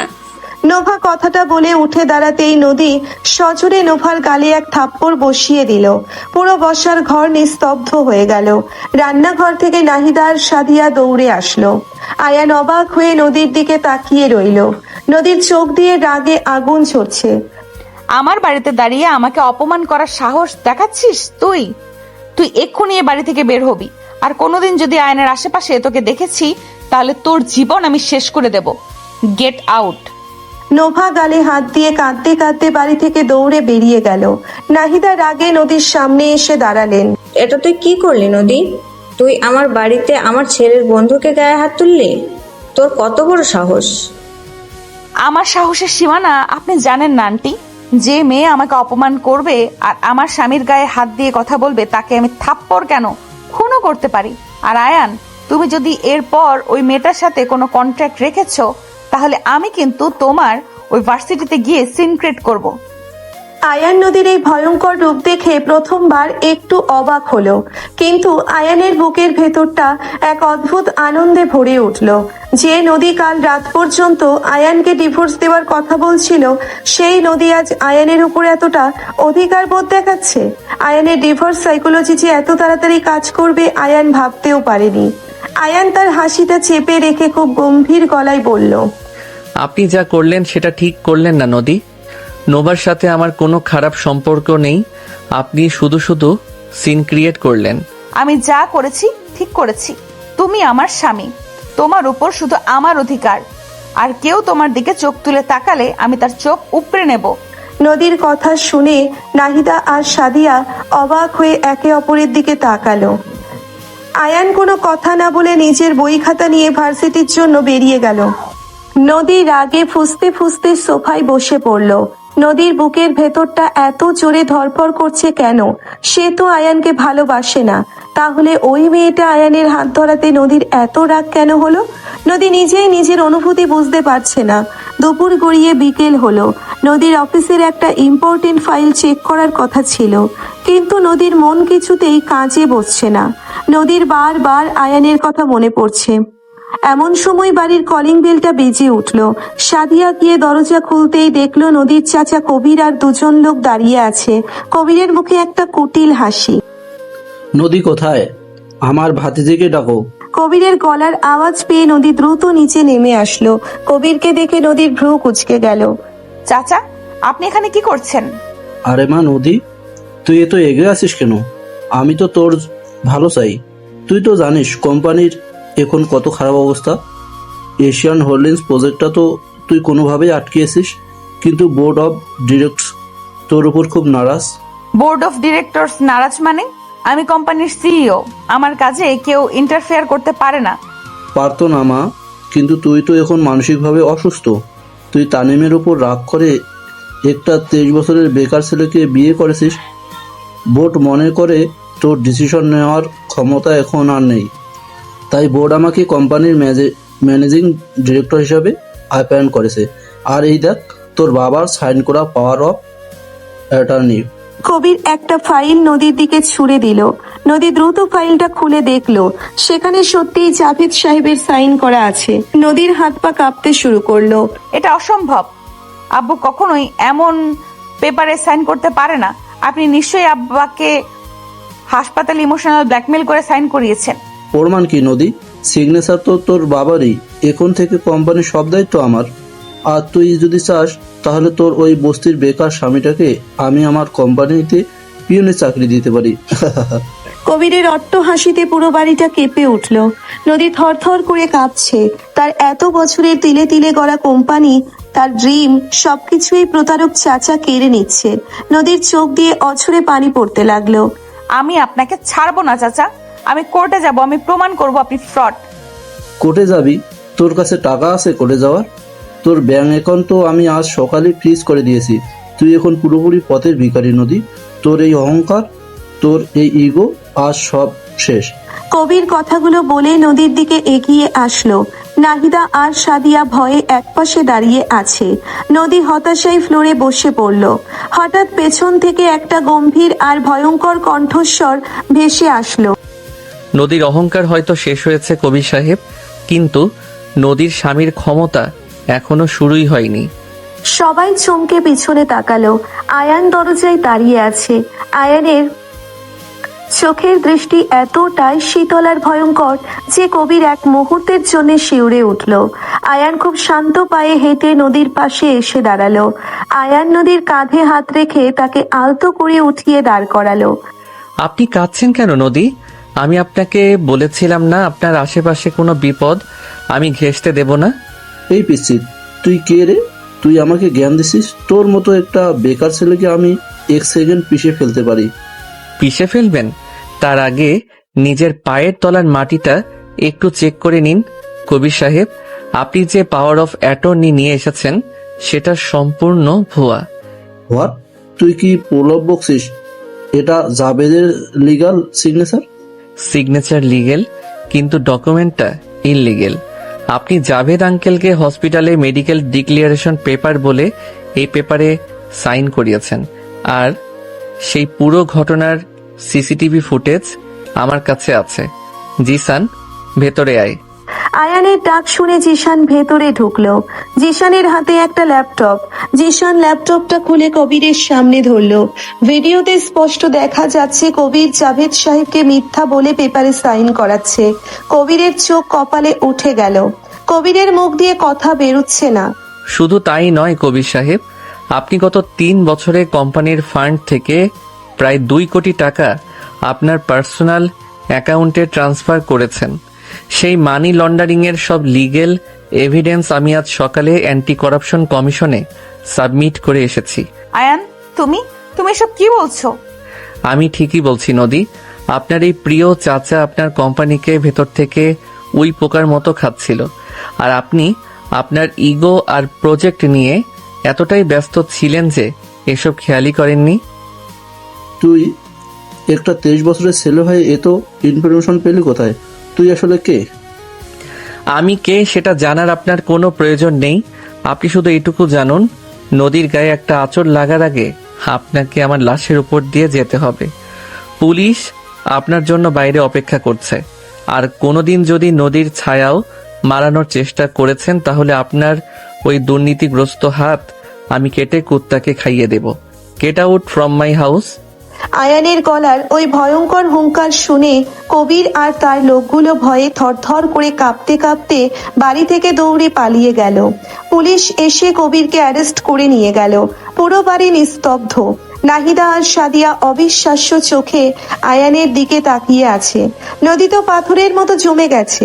এই ছেলেটা কি করলো মাত্র? নদীর এত বড় একটা বিপদ, নদীর কোম্পানির এত বড় একটা ক্রাইসিস আয়ান একা হাতে সব শেষ করে দিল। আয়ান খুব স্বাভাবিক ভঙ্গিতে জিশানকে বিদায় দিয়ে নদীর দিকে ঘুরলো। আয়ানের চোখে এখন সেই প্রশান্তি যেন কিছুই হয়নি। আপনি ঠিক আছেন নদী? নদীর চোখ দিয়ে অঝরে পানি পড়ছে। নদী আর নিজের ইগো, নিজের বয়স কোনো কিছুই মাথায় রাখতে পারলো না। নদী দৌড়ে গিয়ে আয়ানের বুকে ঝাঁপিয়ে পড়ল। নদীর 2 ফর্সা হাত দিয়ে আয়ানের শার্টটা শক্ত করে খামচে ধরল। আয়ান এক মুহূর্তের জন্য থমকে গেল। নদীর নরম শরীরের স্পর্শে আয়ানের পুরো শরীরে একটা বিদ্যুৎ খেলে গেল। আয়ান খুব সাবধানে নিজের 2 হাত দিয়ে নদীকে জড়িয়ে ধরল। তুমি কে আয়ান? তুমি এত স্ট্রং কিভাবে? তুমি কেন আমার জন্য এত কিছু করছো? আমি তো তোমাকে কত অপমান করেছি, কত ছোট করেছি। শান্ত হন নদী, আমি আপনার স্বামী। আপনার সম্মান রক্ষা করা আমার প্রথম দায়িত্ব। শুধু দায়িত্ব? তুমি শুধু দায়িত্বের জন্য এসব করছো? তুমি জানো আজ যদি তুমি না থাকতে তাহলে আমার সব শেষ হয়ে যেত। আমি তো আছি, আর সারা জীবন থাকবো। আপনাকে একা ছেড়ে আমি কোথাও যাব না। আয়ানের ভারী আর শান্ত কণ্ঠ নদীর বুকের ভেতরের সব ভয় দূর করে দিল। নদী মাথা তুলে আয়ানের চোখের দিকে তাকালো। আয়ানের চোখের ওই গভীর মায়ায় নদী যেন হারিয়ে যাচ্ছে। নদীর আর নিজেকে কন্ট্রোল করার ক্ষমতা নেই। নদী আয়ানের কলার ধরে আয়ানকে নিজের আরো কাছে টেনে নিল। তুমি আজ সকালে নোভার সাথে হাসছিলে কেন? আমি তো নর্মালি কথা বলছিলাম। নর্মালি কথা বলবে না। তুমি শুধু আমার সাথে হাসবে, তুমি শুধু আমার দিকে তাকাবে। অন্য কোনো মেয়ে যদি তোমার আশেপাশে আসে আমি কিন্তু তাকে জ্যান্ত পুড়িয়ে মারবো। নদীর এই ভয়ঙ্কর অথচ মিষ্টি অধিকার বোধ দেখে আয়ান আর নিজের হাসি আটকে রাখতে পারল না। আয়ান নদীর কানের কাছে মুখ নিয়ে ফিসফিস করে বলল, আপনি তো দেখছি আমার উপর পুরোপুরি আপনার স্ত্রীর অধিকার খাটানো শুরু করে দিয়েছেন। কাল সকালে যে মেয়েটা ডিভোর্স পেপার রেডি করতে চেয়েছিল, আজ সে আমাকে অন্য মেয়ের থেকে আগলে রাখছে। হ্যাঁ রাখছি। তুমি আমার স্বামী, আমি যা খুশি তাই করব। তোমার কোনো প্রবলেম আছে? একদম নেই, তবে আপনার এই অধিকার বোধটা আমার বড্ড ভালো লাগছে নদী। আয়ান নদীর ফর্সা কপালে খুব আলতো করে একটা চুমু খেলো। নদীর সারা শরীর কেঁপে উঠল। নদীর চোখ দুটো লজ্জায় বন্ধ হয়ে গেল। বয়সের এই বিশাল অহংকার, কর্পোরেট ইগো সব আজ এই 23 বছরের ছেলেটার শান্ত আর গভীর ভালোবাসার কাছে ধুলোয় মিশে গেল। নদী বুঝতে পারলো আয়ান শুধু একটা ছেলে নয়, আয়ান একটা বিশাল ছায়া, যে ছায়ার নিচে নদী সারা জীবন নিরাপদ থাকতে চায়। সকালের মিষ্টি রোদ জানালার ফাঁক গলে সোজা নদীর ফর্সা মুখের ওপর এসে পড়েছে। কাল রাতের ওই ভয়ঙ্কর বিপদের পর আয়ানের বুকে মাথা রেখে কখন যে নদী ঘুমিয়ে পড়েছিল তা সে নিজেই জানে না। নদীর চোখ খুলতেই সে দেখলো আয়ান তার খুব কাছে শুয়ে আছে।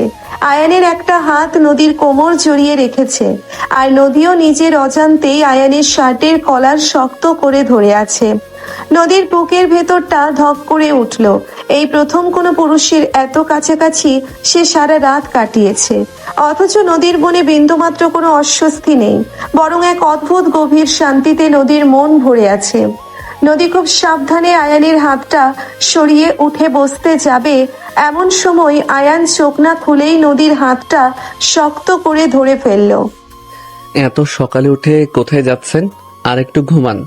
কাল সারাদিন আপনার উপর দিয়ে অনেক বড় ধকল গেছে। তুমি তুমি জেগেছিলে, আর তুমি আমাকে এভাবে জড়িয়ে ধরেছিলে কেন? আপনি তো কাল রাতে ভয়ে আমার বুকে মুখ লুকিয়ে কেঁদে ভাসিয়ে দিলেন। আমি একটু শান্ত করার চেষ্টা করছিলাম, আর আপনি তো আমাকে ছাড়ছিলেনই না। নদীর ফর্সা মুখটা লজ্জায় লাল হয়ে গেল। নদীর মনে পড়ে গেল কাল রাতের কথা। কবির চাচার এই বিশ্বাসঘাতকতার পর আয়ান কিভাবে একা হাতে সব সামলেছিল, আর নদী কিভাবে নিজের সব ইগো ভুলে আয়ানকে জড়িয়ে ধরেছিল। নদী চোখ নামিয়ে নিল। কালকের জন্য তোমাকে অনেক ধন্যবাদ আয়ান। তুমি না থাকলে আমার কোম্পানির কি যে হতো। আমি তো ভেবেছিলাম আমার সব শেষ। আমি থাকতে আপনার কিছু শেষ হতে দেব না নদী। তবে আজ আমরা কোম্পানি, কবির সাহেব, প্রজেক্ট এসব নিয়ে কোনো কথা বলবো না। আজ আপনি এসব কর্পোরেট চাপ থেকে দূরে থাকবেন। রেডি হয়ে নিন, আমরা একটু বাইরে যাব। বাইরে? কোথায়? আমার তো অফিসে অনেক কাজ। বললাম তো, আজ কোনো কাজ নয়, আজ শুধু আপনি আর আমি। আমি আপনাকে এমন একটা জায়গায় নিয়ে যাব যেখানে কোনো স্ট্রেস নেই, কোনো ইগো নেই। যান, সুন্দর করে রেডি হয়ে আসুন। আয়ানের ওই শান্ত কিন্তু আদেশ মাখা গলার কাছে নদীর সব জেদ যেন হার মেনে গেল। নদী কোনো তর্ক না করে চুপচাপ আলমারি থেকে একটা শাড়ি বের করে ওয়াশরুমে চলে গেল। কিছুক্ষণ পর নদী রেডি হয়ে বের হলো। নদীর পরনে আজ একটা ঐতিহ্যবাহী লাল সাদা শাড়ি। শাড়ির কুচিগুলো একদম নিখুঁত ভাবে বসানো, কোথাও কোনো অগোছালো ভাব নেই। নদীর মুখের ফর্সা উজ্জ্বল রঙের সাথে তার দুই হাতের ফর্সা রং একদম নিখুঁত ভাবে মিলে গেছে। আগে নদীর হাতে রোদে পোড়া হালকা কালচে ভাব থাকলেও আজ যেন নদীর মুখ আর হাত সমানভাবে ফর্সা আর উজ্জ্বল দেখাচ্ছে। আয়ান মুগ্ধ দৃষ্টিতে নদীর দিকে তাকিয়ে রইল। নদীর এই রূপ দেখে আয়ানের মনে হলো যেন আইফোনের বিউটি ফিল্টারে তোলা কোনো নিখুঁত মায়াবী পোর্ট্রেট ছবির দিকে সে তাকিয়ে আছে। কি হলো? এভাবে ড্যাব ড্যাব করে কি দেখছো? আমাকে কি খুব খারাপ লাগছে দেখতে? খারাপ? আপনাকে যে কতটা সুন্দর লাগছে নদী, সেটা বোঝানোর মতো কোনো ভাষা আমার জানা নেই। লাল সাদা শাড়িতে আপনাকে একদম কোনো কবিতার নায়িকার মতো লাগছে। আয়ানের মুখে নিজের এত সুন্দর প্রশংসা শুনে নদীর বুকের ভেতরটা আবার ধরপড় করে উঠল। নদীর এত বছরের জীবনে কেউ কখনো নদীর চোখের দিকে তাকিয়ে এত গভীর মায়া নিয়ে কথা বলেনি। তানিম তো সব সময় নদীর ড্রেস আপ আর মেকআপ নিয়ে খুঁত ধরত। নদী লজ্জায় মুখ ঘুরিয়ে নিল। হয়েছে, এখন আর এত মাখন লাগাতে হবে না। দুজনে নিচে নেমে আসলো। নাহিদা আর সাদিয়া ডাইনিং টেবিলে বসেছিল। নদীকে এই লাল সাদা শাড়িতে দেখে নাহিদাও এক মুহূর্তের জন্য অবাক হয়ে গেলেন। মাশাল্লাহ, বৌমাকে তো আজ খুব সুন্দর লাগছে। তা তোমরা দুজন এত সকালে সেজেগুজে কোথায় যাচ্ছ? আম্মু, কাল ওর উপর দিয়ে অনেক প্রেশার গেছে। আমি ওকে একটু শহরের বাইরে থেকে ঘুরিয়ে নিয়ে আসছি। আমাদের ফিরতে হয়তো বিকেল হয়ে যাবে। খুব ভালো ডিসিশন আয়ান। নদীর এখন একটু ফ্রেশ বাতাস দরকার। সাবধানে যাস তোরা।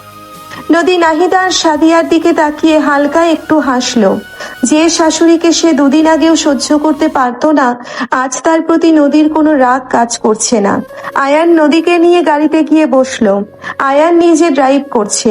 শহরের কোলাহল ছাড়িয়ে গাড়ি আস্তে আস্তে একটা শান্ত স্নিগ্ধ গ্রামের রাস্তার দিকে এগিয়ে যেতে লাগলো। নদীর চোখে মুখে একটা অদ্ভুত প্রশান্তি।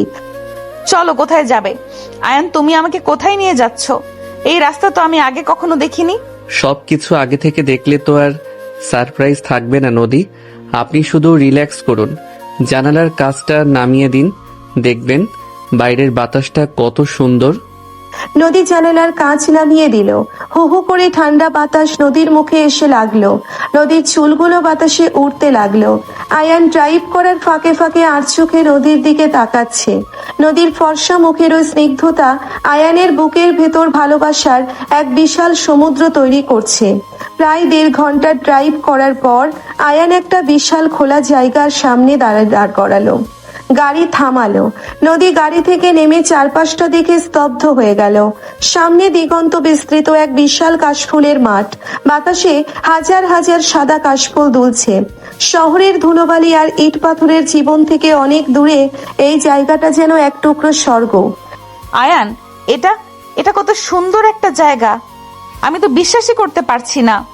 আমি জানতাম আপনার ভালো লাগবে, চলুন ওই মাঠের ভেতর দিয়ে একটু হাঁটি। আয়ান নদীর দিকে হাত বাড়িয়ে দিল।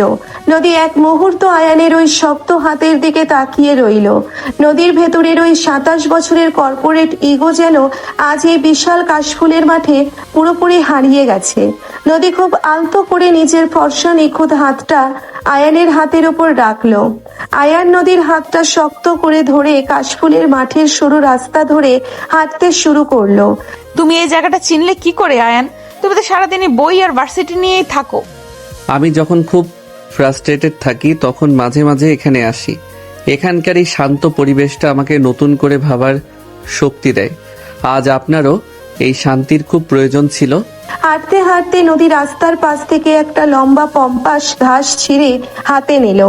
নদীর হাতে ধরা ওই পম্পাস ঘাস আর লাল সাদা শাড়ির সৌন্দর্য পুরো পরিবেশটাকে যেন আরো মায়াবী করে তুলেছে। হঠাৎ করে একটা দমকা হাওয়া এলো। নদীর শাড়ির নিখুঁত কুচিগুলো বাতাসে উড়তে শুরু করলো। নদী পম্পাস ঘাসটা এক হাতে ধরে অন্য হাতে শাড়ির আঁচল আর কুচি সামলাতে গিয়ে হিমশিম খাচ্ছে। নদীর এই অবস্থা দেখে আয়ান একটু কাছে এগিয়ে এলো। দিন, আমাকে দিন, আমি সামলে দিচ্ছি। আরে না না, তুমি ছেলে মানুষ, তুমি শাড়ি কিভাবে সামলাবে? আমি ঠিক করে নিচ্ছি। কিন্তু বাতাস এতটাই প্রবল যে নদীর হাত থেকে শাড়ির আঁচলটা ছুটে আয়ানের মুখের উপর এসে পড়ল। আয়ান আঁচলটা ধরে নদীর খুব কাছাকাছি এসে দাঁড়ালো। নদীর মুখের ফর্সা উজ্জ্বল ত্বক আয়ানের এতটাই কাছে যে আয়ান নদীর প্রতিটি নিঃশ্বাস অনুভব করতে পারছে। আয়ান খুব সাবধানে নিজের হাতে নদীর শাড়ির আঁচলটা ঠিক করে নদীর কাঁধের ওপর বসিয়ে দিল। এই কাজটা করতে গিয়ে আয়ানের রুক্ষ হাতের আঙ্গুলগুলো নদীর ফর্সা নরম কাঁধে আলতো করে ছুঁয়ে গেল। নদীর সারা শরীরে যেন একটা বিদ্যুৎ খেলে গেল। নদী আর আয়ান একে অপরের চোখের দিকে তাকিয়ে স্তব্ধ হয়ে দাঁড়িয়ে রইল। আয়ান, তুমি এতক্ষণ ধরে আমার দিকে এভাবে তাকিয়ে আছো কেন? আমার খুব অস্বস্তি হচ্ছে। আপনার চোখে একটা অদ্ভুত মায়া আছে নদী, যে মায়াটা আপনার ওই বয়সের অহংকার আর জেদের আড়ালে সবসময় লুকিয়ে থাকে। আমি আজ সেই মায়াটাকে খুব কাছ থেকে দেখছি। আয়ানের এই কথাগুলো নদীর বুকের ভেতর তোলপাড় শুরু করে দিল। নদীর মনে হলো সে আর দাঁড়িয়ে থাকতে পারছে না, তার পা দুটো যেন অবশ হয়ে আছে। নদী আর নিজের অনুভূতিকে আটকে রাখতে পারল না। সে হাতের পম্পাস ঘাসটা মাটিতে ফেলে দিয়ে হঠাৎ করেই 2 হাত দিয়ে আয়ানকে শক্ত করে জড়িয়ে ধরল। নদীর মাথাটা আয়ানের চওড়া বুকের উপর রাখা। আয়ান এক মুহূর্তের জন্য চমকে উঠলেও পরক্ষণেই নিজের 2 হাত দিয়ে নদীকে নিজের সাথে একবার মিশিয়ে নিল। কাশফুলের মাঠে প্রবল বাতাসে দুজন মানুষ একে অপরকে যেন যুগের পর যুগ ধরে এভাবেই জড়িয়ে আছে। তুমি এত ভালো কেন আয়ান? তুমি কেন আমাকে এত সম্মান করো? আমি তো তোমার যোগ্য না। আমার বয়স 27, আমি তোমার থেকে 4 বছরের বড়। আমার ভেতরে কত জেদ, কত ইগো, আর তুমি মাত্র 23 বছরের একটা ছেলে হয়ে এত পরিণত কিভাবে? ভালোবাসায় বয়স লাগে না নদী, ভালোবাসায় শুধু একটা সুন্দর মন লাগে। আর আপনি বলছেন আপনি আমার যোগ্য নন। আপনি জানেন না আপনি কতটা স্পেশাল।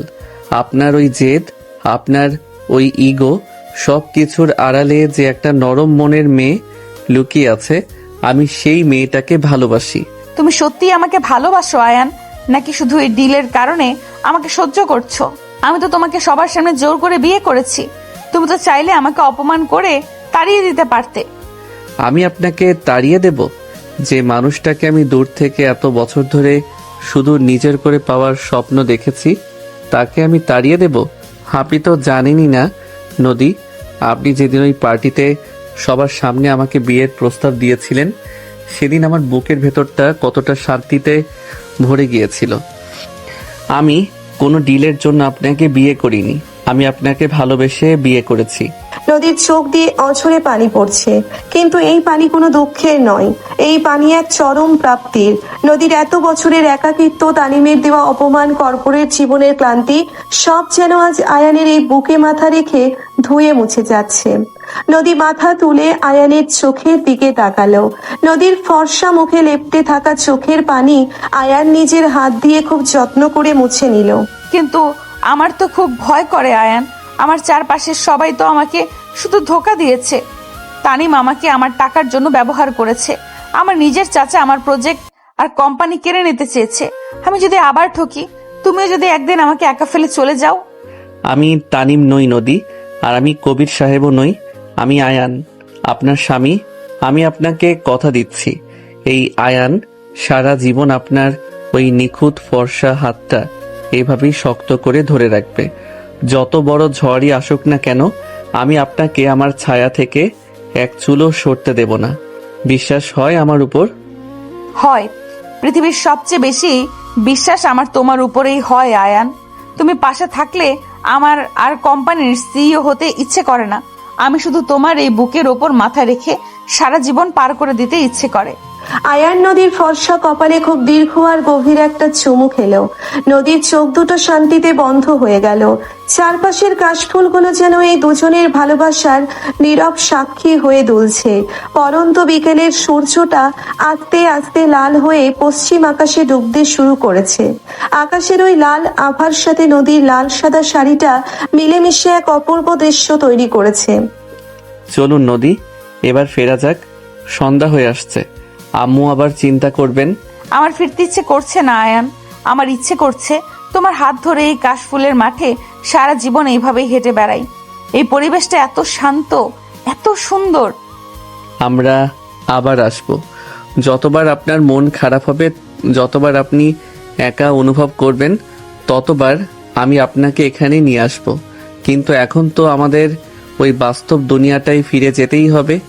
কবির সাহেবের তো শাস্তি নিশ্চিত, কিন্তু কোম্পানির আরো অনেক কাজ এখনো বাকি। আমি জানি আয়ান, কিন্তু আজ আর কোনো কাজের কথা নয়। আজ আমি শুধু তোমার বউ হয়ে থাকতে চাই। ওই অহংকারী রাগী নদী আজ এই কাশফুলের মাঠেই মরে গেছে। এখন থেকে তোমার সাথে যে নদী থাকবে, সে শুধু তোমাকে ভালোবাসবে। আয়ান নদীর দিকে তাকিয়ে একটা স্নিগ্ধ হাসি হাসলো। আয়ান নদীর হাতটা আবার শক্ত করে ধরলো। দুজনে আস্তে আস্তে গাড়ির দিকে হেঁটে যেতে লাগলো। নদীর মনে হচ্ছে সে যেন আজ নতুন করে জন্ম নিয়েছে। তার ভেতরের সব শূন্যতা, সব জেলাসি, সব ভয় আজ পুরোপুরি শেষ হয়ে গেছে। গাড়িতে উঠে বসার পর আয়ান গাড়ি স্টার্ট দিল। নদী সিটে মাথা এলিয়ে দিয়ে আয়ানের দিকে তাকিয়ে রইল। আয়ান, বলুন। তুমি কাল সকালে নোভার সাথে যেভাবে হাসছিলে, ওইভাবে কিন্তু আর কারোর সাথে হাসবে না। আমার কিন্তু খুব জেলাসি হয়। আমি কিন্তু তোমার ওই জুনিয়রকে একদম সহ্য করতে পারি না। নদীর এই মিষ্টি জেলাসি দেখে আয়ান জোরে হেসে উঠল। আপনি তো দেখছি এখনো ওই নোভার কথা ভুলতে পারেননি। আমি তো শুধু আপনার জন্যই হাসি নদী, আর কারো জন্য আমার এই হাসির বরাদ্দ নেই, আর কারো জন্য আমার এই হাসিটা বরাদ্দ নেই। আপনি নিশ্চিন্ত থাকুন, আপনার স্বামীর দিকে চোখ তুলে তাকানোর সাহস এই পৃথিবীতে আর কারো নেই। থাকা উচিতও না, কারণ আয়ান শুধু নদীর আর নদী শুধু আয়ানের। আয়ান এক হাতে স্টিয়ারিং ধরে অন্য হাতে নদীর হাতটা নিজের কোলের উপর টেনে নিল। নদীর নিখুঁত ফর্সা হাতটা আয়ানের হাতের মুঠোয় এক অদ্ভুত নির্ভরতায় বন্দী হয়ে রইল। গাড়ি শহরের দিকে এগিয়ে যাচ্ছে। নদীর বুকের ভেতর এখন আর কোনো অস্থিরতা নেই, আছে শুধু এক বিশাল শান্তি আর আয়ানকে সারা জীবন নিজের করে পাওয়ার তীব্র এক অনুভূতি। সকালের স্নিগ্ধ আলো নদীর ফর্সা মুখের ওপর এসে পড়েছে। কালকের কাশফুলের মাঠের সেই মায়াবী বিকেলের পর থেকে নদীর ভেতরে এক অদ্ভুত প্রশান্তি কাজ করছে। নদীর চোখ খুলতে সে দেখলো আয়ান আয়নার সামনে দাঁড়িয়ে নিজের শার্টের হাতা ফোল্ড করছে। কালকের কাশফুলের মাঠের সেই মায়াবী বিকেলের পর থেকে নদীর ভেতরে এক অদ্ভুত প্রশান্তি কাজ করছে। নদীর চোখ খুলতেই সে দেখলো আয়ান আয়নার সামনে দাঁড়িয়ে নিজের শার্টের হাতা ফোল্ড করছে। নদীর মুখের ফর্সা উজ্জ্বল ত্বকের সাথে তার ফর্সা হাত একদম নিখুঁতভাবে মিলে আছে, কোথাও কোনো কালচে দাগ নেই। নদী বিছানা থেকে উঠে খুব ধীর পায়ে আয়ানের পেছনে গিয়ে দাঁড়ালো। নদীর ঠোঁটে একটা স্নিগ্ধ হাসি। নদী নিজের ফর্সা নিখুঁত হাত দিয়ে আয়ানের শার্টের কলারটা ঠিক করে দিল। আয়ান আয়নার ভেতরে দিয়ে নদীর চোখে চোখ রাখলো। এত সকালে উঠে গেছো কেন? তোমার তো আজ ক্লাস নেই। ক্লাস নেই, কিন্তু জিসানের সাথে একটু দেখা করতে হবে। ওর কাছে একটা ইম্পর্টেন্ট প্রজেক্টের ফাইল আছে। আপনি এত সকালে উঠলেন কেন? আর একটু ঘুমাতে পারতেন। আমার আর ঘুম আসছে না আয়ান। কালকের পর থেকে আমার মনে হচ্ছে আমি যেন নতুন একটা জীবন পেয়েছি। আমার বুকের ভেতরে এত শান্তি আমি আগে কখনো অনুভব করিনি। মনে হচ্ছে যেন আমি একটা স্বপ্নের ভেতর দিয়ে হাঁটছি। স্বপ্ন নয় নদী, এটাই বাস্তব। আপনি নিজের জেদ আর বয়সের অহংকার দিয়ে এতদিন যে দেয়ালটা তুলে রেখেছিলেন, সেই দেয়ালটা ভেঙে গেছে বলেই আপনার এত শান্তি লাগছে। আমি জানি আয়ান, তুমি আমার সব অহংকার ভেঙে দিয়েছো। আমি আজ নিজের হাতে তোমার আর আম্মুর জন্য নাস্তা বানাবো।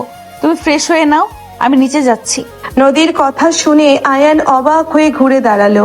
যে নদী দুদিন আগেও রান্নাঘরে ঢোকা তো দূরের কথা, এই বাড়ির খাবার খেতেও রাজি ছিল না, সে আজ নিজের হাতে নাস্তা বানাতে চাইছে। আয়ানের চোখে একটা মুগ্ধতার হাসি ফুটে উঠল। আয়ান নদীর কপালে আলতো করে একটা চুমু দিয়ে বলল, ঠিক আছে, কিন্তু সাবধানে, আগুনে যেন হাত না লাগে। আপনার ওই নিখুঁত ফর্সা হাতে কোনো দাগ পড়লে আমার কিন্তু খুব কষ্ট হবে। আর হ্যাঁ, আমার ল্যাপটপটা অন করা আছে। আপনার কোম্পানির কিছু মেইল চেক করার ছিল না? করে নিয়েন। আমি জিসানের কাছ থেকে ফাইলটা নিয়েই চলে আসব। তুমি তাড়াতাড়ি ফিরবে, কিন্তু তোমাকে ছাড়া আমার একদম ভালো লাগে না আয়ান। আয়ান হেসে মাথা নেড়ে রুম থেকে বেরিয়ে গেল। নদীও ফ্রেশ হয়ে নিচে রান্নাঘরে গেল। রান্নাঘরে নাহিদা আর কাজের মেয়ে রহিমা আগে থেকেই ছিল। নদীকে রান্নাঘরে ঢুকতে দেখে নাহিদা অবাক হয়ে গেলেন। বৌমা, তুমি এত সকালে রান্নাঘরে কি করছো? কিছু লাগবে তোমার? না আম্মু, আমি আজ আপনাদের জন্য নাস্তা বানাতে এসেছি। আপনি গিয়ে বসার ঘরে বসুন, আমি রুটি আর ভাজি বানিয়ে নিয়ে আসছি। তুমি রুটি বানাবে? তোমার তো এসব অভ্যাস নেই মা। তোমার ফর্সা নরম হাত পুড়ে যাবে। কিচ্ছু হবে না আম্মু। আয়ান কাল আমাকে অনেক কিছু শিখিয়েছে। সম্পর্কের সম্মান কিভাবে রাখতে হয় সেটা আয়ানের থেকে শিখেছি। আপনি যান, আমি সব ম্যানেজ করে নেব। নদীর মুখে এত মিষ্টি আর বিনয়ী কথা শুনে নাহিদার চোখ পানিতে ভিজে গেল। যে মেয়েটা এত অহংকারী ছিল, আয়ানের ভালোবাসায় সে কতটা বদলে গেছে। নাহিদা নদীর মাথায় হাত বুলিয়ে দোয়া করে বসার ঘরে চলে গেলেন। নদী খুব যত্ন করে নাস্তা বানালো। এরপর সবাই মিলে ডাইনিং টেবিলে বসে হাসি মুখে নাস্তা করলো। নদীর মনে হচ্ছে সে যেন পৃথিবীর সবচেয়ে সুখী মেয়ে। নাস্তা শেষে নদী রুমে গিয়ে আয়ানের ল্যাপটপের সামনে বসলো। নদীর নিজের ল্যাপটপটা কোম্পানির সার্ভার ইস্যুতে লক হয়ে আছে, তাই সে আয়ানের ল্যাপটপটা থেকে নিজের মেইলগুলো চেক করার কথা ভেবেছিল। নদী ল্যাপটপের স্ক্রিনটা অন করতেই দেখলো আয়ানের জিমেল অ্যাকাউন্ট ওপেন করা আছে। নদী নিজের অ্যাকাউন্ট লগ ইন করতে যাবে এমন সময় হঠাৎ করে জিশানের একটা মেইল নোটিফিকেশন স্ক্রিনে পপ আপ হলো। দোস্ত, তামিমকে আমি সব এভিডেন্স থেকে ব্লক করে দিয়েছি। ওই বোকা ছেলেটার ঘুণাক্ষরেও বুঝতে পারেনি যে তুই ইচ্ছা করে ওর মাথায় কোম্পানির লসের ভুয়া খবর ঢুকিয়েছিলি, যাতে ও বিয়ের দিন নদীর আম্মুকে সবার সামনে অপমান করে। তুই ঠিকই বলছিলি, নদীর ইগোতে আঘাত লাগলেই নদীর জেদের বসে তোকে বিয়ে করে ফেলবে। তোর 6 বছরের অপেক্ষা আর ডিভোর্স সাইকোলজি পারফেক্টলি কাজ করছে। Congratulation bro. মেইলটা পড়ে নদীর বুকের ভেতরটা যেন ধক করে উঠল। নদীর সারা শরীর থরথর করে কাঁপতে শুরু করলো। নদীর ফর্সা নিখুঁত হাতগুলো ল্যাপটপের কিবোর্ডের উপর জমে গেল। নদীর নিঃশ্বাস আটকে আছে। নদী কাঁপা কাঁপা হাতে ওই মেইল থ্রেডটা ওপেন করলো। সেখানে জিশান আর আয়ানের গত 1 মাসের সমস্ত কনভারসেশন নদী পড়তে শুরু করলো। আর তার চোখের সামনে যেন পুরো পৃথিবীটা ঘুরতে লাগলো। আয়ান লিখেছে নদী কখনোই একটা ছোট ছেলেকে পাত্তা দেবে না। ওকে পেতে হলে ওর ইগোকে ব্যবহার করতে হবে। তানিম এমনিতেই লোভী, ওকে একটু উস্কে দিলেই ও বিয়ের আসরে সিন ক্রিয়েট করবে। আর ঠিক তখনই আমি নদীর সম্মান বাঁচানোর ঢাল হয়ে সামনে গিয়ে দাঁড়াবো। নদীর জেদই ওকে আমার কাছে টেনে আনবে। না, এটা এটা হতে পারে না। আয়ান আমার সাথে এত বড় প্রতারণা করতে পারে না। নদীর চোখ দিয়ে অঝরে পানি পড়তে লাগলো। নদীর মনে পড়ে গেল সেই পার্টির রাতের কথা, তানিমের সেই অপমান, আম্মুর চোখের পানি, নদীর জেদ, আয়ানের শান্ত গলায় কবুল বলা, সবকিছু একটা নিখুঁত নাটক ছিল।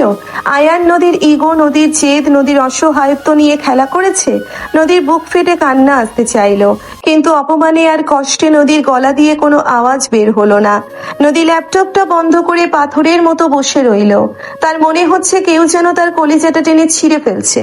যে মানুষটাকে সে কাল কাশফুলের মাঠে নিজের সবটুকু দিয়ে ভালোবেসেছিল, যার বুকে মাথা রেখে সে পৃথিবীর সব শান্তি খুঁজে পেয়েছিল, সেই আয়ান আসলে একটা ভয়ঙ্কর মাস্টার মাইন্ড। দুপুর গড়িয়ে বিকেল হলো। নদী রুমের দরজা বন্ধ করে অন্ধকার ঘরে মেঝের ওপর বসে আছে। নদীর ফর্সা মুখটা কান্নায় ফুলে লাল হয়ে গেছে। হঠাৎ রুমের দরজায় নক হলো। নদী, দরজা খুলুন, আমি চলে এসেছি। নদী। নদী কোনো কথা না বলে কাঁপতে কাঁপতে উঠে গিয়ে দরজাটা খুলে গেল। আয়ান হাসি মুখে রুমে ঢুকে নদীর ফুলে যাওয়া চোখের দিকে তাকিয়ে চমকে গেল। নদী, কি হয়েছে আপনার? আপনি কাঁদছিলেন। কেউ কিছু বলেছে আপনাকে? আম্মু কিছু বলেছে? তুমি আমাকে ছোবে না আয়ান, একদম আমার গায়ে হাত দেবে না। আয়ান নদীকে ধরতে গেলে নদী ছিটকে দূরে সরে গেল। নদীর গলার স্বর এতটাই শীতল আর ভয়ঙ্কর যে আয়ান থমকে গেল। আয়ানের বুকের ভেতরটা অজানা আশঙ্কায় কেঁপে উঠল। কি বলছেন এসব নদী? কি হয়েছে আমাকে খুলে বলুন, আমি তো কিছুই বুঝতে পারছি না। তুমি আমার অনেক কিছুই বোঝো আয়ান। তুমি তো মানুষের মাইন্ড রিড করতে পারো, তুমি তো মানুষের ইগো নিয়ে খেলতে পারো। তাহলে এখন বুঝতে পারছো না কেন যে আমার কি হয়েছে? নদী প্লিজ, পাজেল করবেন না, আমি সত্যি কিছু জানি না। সত্যি জানো না? তাহলে জিসানকে মেলগুলো কে করেছিল? তানিমের মাথায় ভুয়া খবর কে ঢুকিয়েছিল? আমার আম্মুকে সবার সামনে অপমান করার জন্য ওই পরিবেশটা কে তৈরি করেছিল আয়ান? কে? নদীর মুখ থেকে কথাগুলো শুনে আয়ানের পায়ের তলার মাটি যেন সরে গেল। আয়ানের ফর্সা মুখটা মুহূর্তের মধ্যে ফ্যাকাশে হয়ে গেল। আয়ান বুঝতে পারলো নদী সব জেনে গেছে। আয়ান ল্যাপটপের দিকে তাকালো। আয়ানের চোখের ওই শান্ত দৃষ্টি এখন তীব্র অপরাধ বোধে ভরে গেছে। নদী, আপনি আমার ল্যাপটপ চেক করেছেন? আমি আপনাকে সব এক্সপ্লেইন করতে পারি। আপনি যা ভাবছেন ব্যাপারটা ঠিক তেমন নয়। এক্সপ্লেইন করবে? কি এক্সপ্লেইন করবে তুমি? তুমি বলবে যে তুমি আমাকে ভালোবাসো বলে এই নাটকটা করেছো। তুমি ভালোবাসার নামে আমাকে একটা খাঁচায় বন্দি করেছো আয়ান। তুমি আমার ইগো, আমার জেদকে হাতিয়ার বানিয়ে আমার জীবনের সবচেয়ে বড় ডিসিশনটা আমার থেকে কেড়ে নিয়েছো। না নদী, আমি আপনার থেকে কিছু কেড়ে নেইনি। আমি আপনাকে বাঁচাতে চেয়েছিলাম। তানিম একটা লোভী আর চরিত্রহীন ছেলে ছিল। ও বিয়ের পর আপনার কোম্পানি আর আপনার জীবন দুটোই শেষ করে দিত। আমি আপনাকে ওর হাত থেকে বাঁচাতে বাধ্য হয়ে এই প্ল্যানটা করেছিলাম। আমাকে বাঁচানোর তুমি কে আয়ান? তুমি কে? তুমি কি আমার গড? তুমি কি আমার ভাগ্য বিধাতা যে তুমি ঠিক করে দেবে আমার কার সাথে বিয়ে হবে আর কার সাথে হবে না? তানিম খারাপ ছিল, আমি ওকে ছেড়ে দিতাম, কিন্তু তুমি যা করেছো সেটা তানিমের চেয়েও ভয়ঙ্কর। তানিম আমার টাকার লোভ করেছিল, আর তুমি আমার মন, আমার সম্মান, আমার ইগো সবকিছু নিয়ে ছিনিমিনি খেলেছো। নদীর রাগে আর কষ্টে কাঁপতে কাঁপতে আয়ানের কলার শক্ত করে চেপে ধরলো। নদীর চোখের পানিতে আয়ানের শার্ট ভিজে যাচ্ছে। আয়ান নদীর হাতটা ধরতে চাইলো, কিন্তু নদী হ্যাচকা টানে আয়ানের হাত সরিয়ে দিল। তুমি আমার আম্মুর চোখের পানি নিয়ে খেলেছো আয়ান। তুমি জানো ওই দিন তানিমের কথায় আমার আম্মু কতটা কষ্ট পেয়েছিল? তুমি জানো আমি কতটা অপমানিত হয়েছিলাম? আর তুমি ওইখানে দাঁড়িয়ে দাঁড়িয়ে তামাশা দেখছিলে আর ভাবছিলে এই তো নদী এবার আমার জালে ধরা দেবে। তুমি এত নীচ, সেটা এত সেলফিশ হতে পারলে কি করে আয়ান? কারণ আমি আপনাকে ভালোবাসতাম নদী। গত 6টা বছর ধরে আমি আপনাকে পাগলের মতো ভালোবাসতাম। আয়ানের এই গগন বিদারী চিৎকারে পুরো রুমটা যেন কেঁপে উঠল। নদীর হাত আয়ানের কলার থেকে খসে পড়ল। নদী স্তব্ধ হয়ে আয়ানের দিকে তাকিয়ে রইল। আয়ানের চোখ দুটো টকটকে লাল হয়ে গেছে। আয়ানের শান্ত আর গম্ভীর রূপের আড়ালে লুকিয়ে থাকা সেই ভয়ঙ্কর প্রেমিক রূপটা আজ প্রথমবার নদীর সামনে বেরিয়ে আসলো। আপনি আমাকে সেলফিশ বলছেন? হ্যাঁ, আমি সেলফিশ। আমি 6টা বছর ধরে আপনাকে দূর থেকে শুধু এক পলক দেখার জন্য আপনার অফিসের নিচে ঘন্টার পর ঘন্টা দাঁড়িয়ে থাকতাম। আপনার আম্মু যখন আমার আম্মুকে অপমান করে কথা বলতো, আমি তখন মাথা নিচু করে সব সহ্য করতাম শুধু আপনার জন্য। আমি জানতাম আপনি একটা অহংকারী মেয়ে। আপনার বয়সের অহংকার, আপনার কর্পোরেট ইগো, এগুলোর জন্য আপনি আমার মতো একটা 23 বছরের সাধারণ ছেলেকে কখনোই ফিরেও তাকাতেন না। আমি যদি সোজা পথে গিয়ে আপনাকে প্রপোজ করতাম, আপনি আমাকে গলা ধাক্কা দিয়ে বের করে দিতেন নদী। তার মানে এই নয় যে তুমি আমাকে প্রতারণা করে বিয়ে করবে। ভালোবাসা তো সম্মানের জায়গা আয়ান, তুমি আমাকে সম্মান করতে পারোনি। সম্মান? তানিম আপনাকে কতটা সম্মান করতো নদী? ও তো আপনাকে শুধু একটা টাকার মেশিন মনে করত। আমি যখন দেখলাম তানিম আপনাকে বিয়ে করে আপনার সব কিছু কেড়ে নেওয়ার প্ল্যান করছে, তখন আমার মাথায় রক্ত উঠে গিয়েছিল। আমি পারতাম তানিমকে খুন করে ফেলতে, কিন্তু তাতে তো আপনি আমাকেই ভুল বুঝতেন। তাই আমি আপনার জেদকে কাজে লাগিয়েছি। আমি চেয়েছিলাম আপনি নিজেই এসে আমাকে বিয়ে করুন। হ্যাঁ, আমি সাইকোলজি নিয়ে খেলেছি, কিন্তু সেটা শুধু আপনাকে পাওয়ার জন্য, আপনাকে তানিমের ওই নোংরা হাত থেকে বাঁচানোর জন্য। তুমি একটা সাইকো আয়ান। তুমি ভালোবাসার নামে একটা জঘন্য অপরাধ করেছো। তুমি আমাকে বাধ্য করেছো তোমাকে ভালোবাসতে। কাল কাশফুলের মাঠে আমি যখন নিজের সব ইগো ভুলে তোমার মাথা বুকে রেখেছিলাম, তুমি তখন মনে মনে হাসছিলে, তাই না? তুমি ভাবছিলে তোমার মিশন সাকসেসফুল। তোমার ওই নীরব যত্ন, তোমার ওই ঠান্ডা মেজাজ, সবকিছু একটা প্ল্যান করা স্ক্রিপ্ট ছিল। আমি একটা বোকা পুতুলের মতো তোমার স্ক্রিপ্ট অনুযায়ী নেচেছি। নদী, প্লিজ এমন কথা বলবেন না। কাল কাশফুলের মাঠে কাটানো ওই সময়টা আমার জীবনের সবচেয়ে পবিত্র সময় ছিল। আমি যা করেছি সব শুধু আপনাকে আমার স্ত্রী হিসেবে পাওয়ার জন্য করেছি। বিয়ের পর আমি আপনাকে যে যত্ন করেছি, যে সম্মান দিয়েছি, তার মধ্যে বিন্দুমাত্র কোনো খাত ছিল না। আমি আপনাকে সত্যি নিজের প্রাণের চেয়ে বেশি ভালোবাসি নদী। আয়ান নদীর হাত দুটো নিজের হাতের মুঠোয় নিয়ে নদীর সামনে হাঁটু গেড়ে বসে পড়ল। আয়ানের চোখ থেকে টপ টপ করে পানি পড়ছে। যে আয়ানকে কেউ কোনোদিন মাথা নিচু করতে দেখেনি, সেই আয়ান আজ নদীর সামনে অপরাধীর মতো কাঁদছে। কিন্তু নদীর বুকের ভেতর এতটাই আগুন চলছে যে আয়ানের এই চোখের পানি নদীর মন গলাতে পারল না। তুমি আমার হাত ছাড়ো আয়ান। যে হাত দিয়ে তুমি আমার জীবন নিয়ে দাবা খেলেছো, সেই হাতে তুমি আমাকে আর কোনোদিন ছোবে না। নদী, আমাকে একটা সুযোগ দিন। আমি আমার জীবনের সবকিছু দিয়ে আপনার এই কষ্ট ভুলিয়ে দেব। আমি আপনার কোম্পানির সব ক্রাইসিস সলভ করে দিয়েছি। কবির সাহেবের মতো শয়তানকে আমি সরিয়ে দিয়েছি। আমি তো আপনার ভালোই চেয়েছি নদী। তুমি আমার কোম্পানির ক্রাইসিস সলভ করেছো কারণ তুমি আমাকে ইমপ্রেস করতে চেয়েছো। তুমি প্রমাণ করতে চেয়েছো যে তুমি আমার থেকে বেশি পরিণত, বেশি বুদ্ধিমান। তোমার সব কিছুর পেছনে একটা মোটিভ ছিল। আমি আর তোমার কোনো কথায় বিশ্বাস করি না আয়ান। তুমি আমার বিশ্বাস ভেঙে টুকরো টুকরো করে দিয়েছো। নদী আয়ানকে ধাক্কা দিয়ে সরিয়ে দিল। আয়ান মেঝের উপর বসে ফ্যাল করে নদীর দিকে তাকিয়ে রইল। নদীর চোখ দিয়ে আগুন আর পানি একসাথে ঝরছে। তুমি ভেবেছিলে তোমার এই মাস্টার প্ল্যান আমি কোনোদিন ধরতে পারবো না? তুমি ভেবেছিলে আমি সারা জীবন তোমার এই মিথ্যে ভালোবাসার খাঁচায় বন্দি থাকবো? আমি একটা কথা তোমাকে পরিষ্কার করে বলে দিচ্ছি আয়ান, নদীকে ধোকা দিয়ে আজ পর্যন্ত কেউ পার পায়নি, আর তুমিও পাবে না। আপনি কি করবেন নদী? আপনি কি আমাকে ডিভোর্স দেবেন? ডিভোর্স তো খুব ছোট একটা শব্দ আয়ান। তুমি আমার ইগো নিয়ে খেলেছো। এইবার দেখো তোমার এই অহংকার আমি কিভাবে ভাঙি।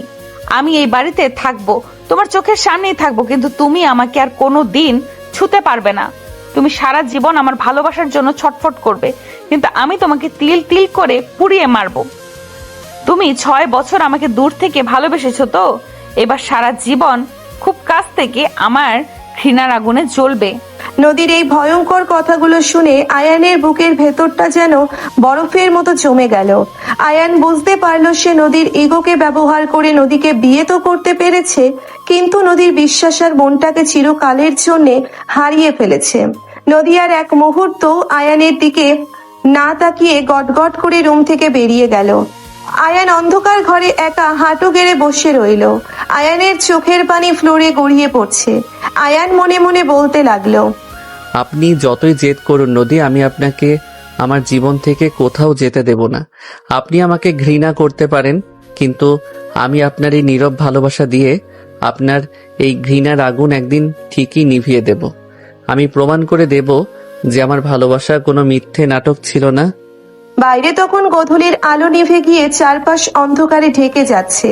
নদীর আর আয়ানের মাঝে ভালোবাসার যে ফুলটা ফুটতে শুরু করেছিল সেটা আজ একটা বিশাল ঝড়ে লণ্ডভণ্ড হয়ে গেল।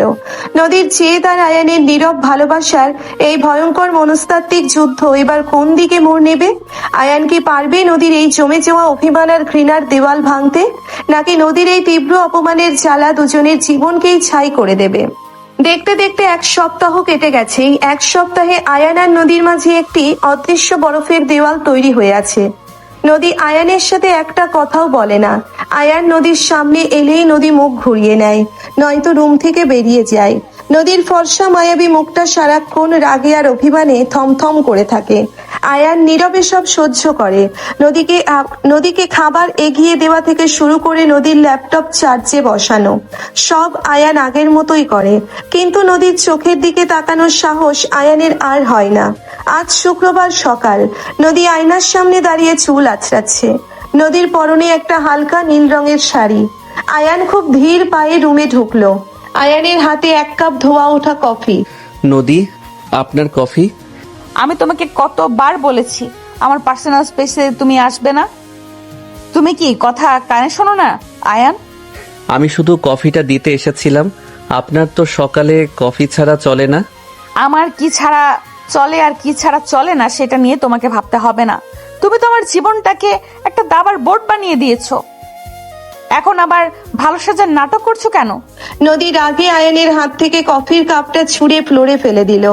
ঝনঝন করে কাপটা ভেঙে টুকরো টুকরো হয়ে গেল। গরম কফির ছিটকে আয়ানের ফর্সা হাতের ওপর পড়ল। আয়ানের হাতটা হালকা লাল হয়ে গেল, কিন্তু আয়ান টু শব্দটিও করলো না। আয়ান খুব শান্ত চোখে নদীর দিকে তাকালো। কফিটা তো খুব গরম ছিল নদী, আপনার পায়ে লাগলে তো পুড়ে যেত। একটু সাবধানে রাগ দেখালে কি হয়? তুমি আমাকে জ্ঞান দেবে না আয়ান। তুমি একটা ম্যাকি দরদ, তোমার এই ম্যাকি দরদ আমার সহ্য হচ্ছে না। তুমি আমার জীবন থেকে দূর হয়ে যাও। আমি তোমার ওই শান্ত গম্ভীর মুখটা আর এক সেকেন্ডও দেখতে চাই না। আয়ান কোনো কথা না বলে ফ্লোর থেকে ভাঙা কাপের টুকরোগুলো হাতে করে তুলতে লাগলো। একটা কাঁচের টুকরো আয়ানের আঙ্গুলে গভীরভাবে বিঁধে গেল। আয়ানের আঙ্গুল থেকে টপ টপ করে রক্ত ফ্লোরে পড়তে লাগলো। নদী আজ চোখে আয়ানের রক্তের দিকে তাকিয়ে এক মুহূর্তের জন্য শিউরে উঠল। নদীর বুকের ভেতরটা কেমন যেন মোচড় দিয়ে উঠল, কিন্তু নদীর ভেতরের ওই জেদ আর ইগো তাকে শান্ত থাকতে দিল না। নদী বুক ঘুরিয়ে গটগট করে রুম থেকে বেরিয়ে গেল। আয়ান ভাঙা কাঁচগুলো ডাস্টবিনে ফেলে ব্যালকনিতে গিয়ে দাঁড়ালো। আয়ানের চোখের কোণে আজ আর কোনো জেদ নেই, আছে এক বুক চাপা কষ্ট। আয়ানের বড় বোন সাদিয়া ব্যালকনিতে এসে আয়ানের পাশে দাঁড়ালো। কি হয়েছে আয়ান? তোর আঙুল থেকে রক্ত পড়ছে কেন? নদী কি আবার রেগে গিয়েছিল? আপু, আমি মনে হয় খুব বড় একটা ভুল করে ফেলেছি। আমি নদীকে এতটাই ভালোবাসতাম যে ওকে পাওয়ার জন্য আমি ওর ইগো নিয়ে খেলেছি। আমি ভেবেছিলাম বিয়ের পর আমার ভালোবাসা দিয়ে ওর সব জেদ আমি গলিয়ে দেব, কিন্তু আমি বুঝতে পারিনি যে ভালোবাসা কখনো ছলের উপর ভিত্তি করে গড়ে উঠতে পারে না। তুই তোর ভালোই চেয়েছিলি আয়ান। তানিমের মতো ছেলের হাত থেকে বাঁচানোর জন্য তুই ওই প্ল্যানটা করেছিলি। নদী এখন রেগে আছে, কিন্তু একদিন ঠিকই তোর ভালোবাসা বুঝবে। না আপু, নদী আমাকে কোনোদিন ক্ষমা করবে না। ওর ওই চোখের ঘৃণা আমি আর সহ্য করতে পারছি না। আমি প্রতিদিন ওর চোখের সামনে একটা অপরাধীর মতো দাঁড়িয়ে থাকি। আমি চেয়েছিলাম নদীর ছায়া হয়ে থাকতে, কিন্তু আমি তো ওর জীবনের সবচেয়ে বড় কাঁটা হয়ে গেছি। তাহলে তুই কি করবি আয়ান? তুই কি হাল ছেড়ে দিবি? তুই না বলতিস তুই খুব জেদি? একবার যাকে ধরিস তাকে ছাড়িস না। ভালোবাসা আর জেদ এক জিনিস নয় আপু। জেদ করে একটা মানুষকে খাঁচায় বন্দি করে রাখা যায়, কিন্তু তার মন পাওয়া যায় না। আমি নদীকে মুক্ত করে দেব। আমি চাই না আমার ভালোবাসা নদীর জন্য কোনো শাস্তি হয়ে দাঁড়াক। আয়ানের চোখ দিয়ে টপ টপ করে পানি গড়িয়ে পড়ল। সাদিয়া অবাক হয়ে আয়ানের দিকে তাকিয়ে রইল।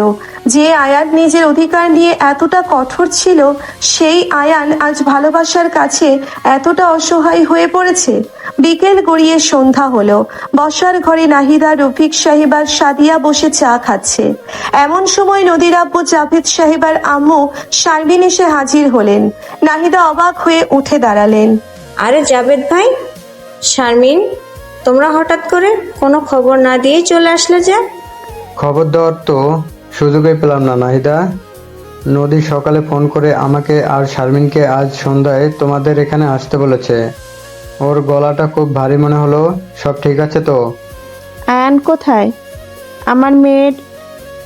আমার মেয়েটা কেমন আছে? ও কি এই বাড়ির পরিবেশের সাথে মানিয়ে নিতে পারছে?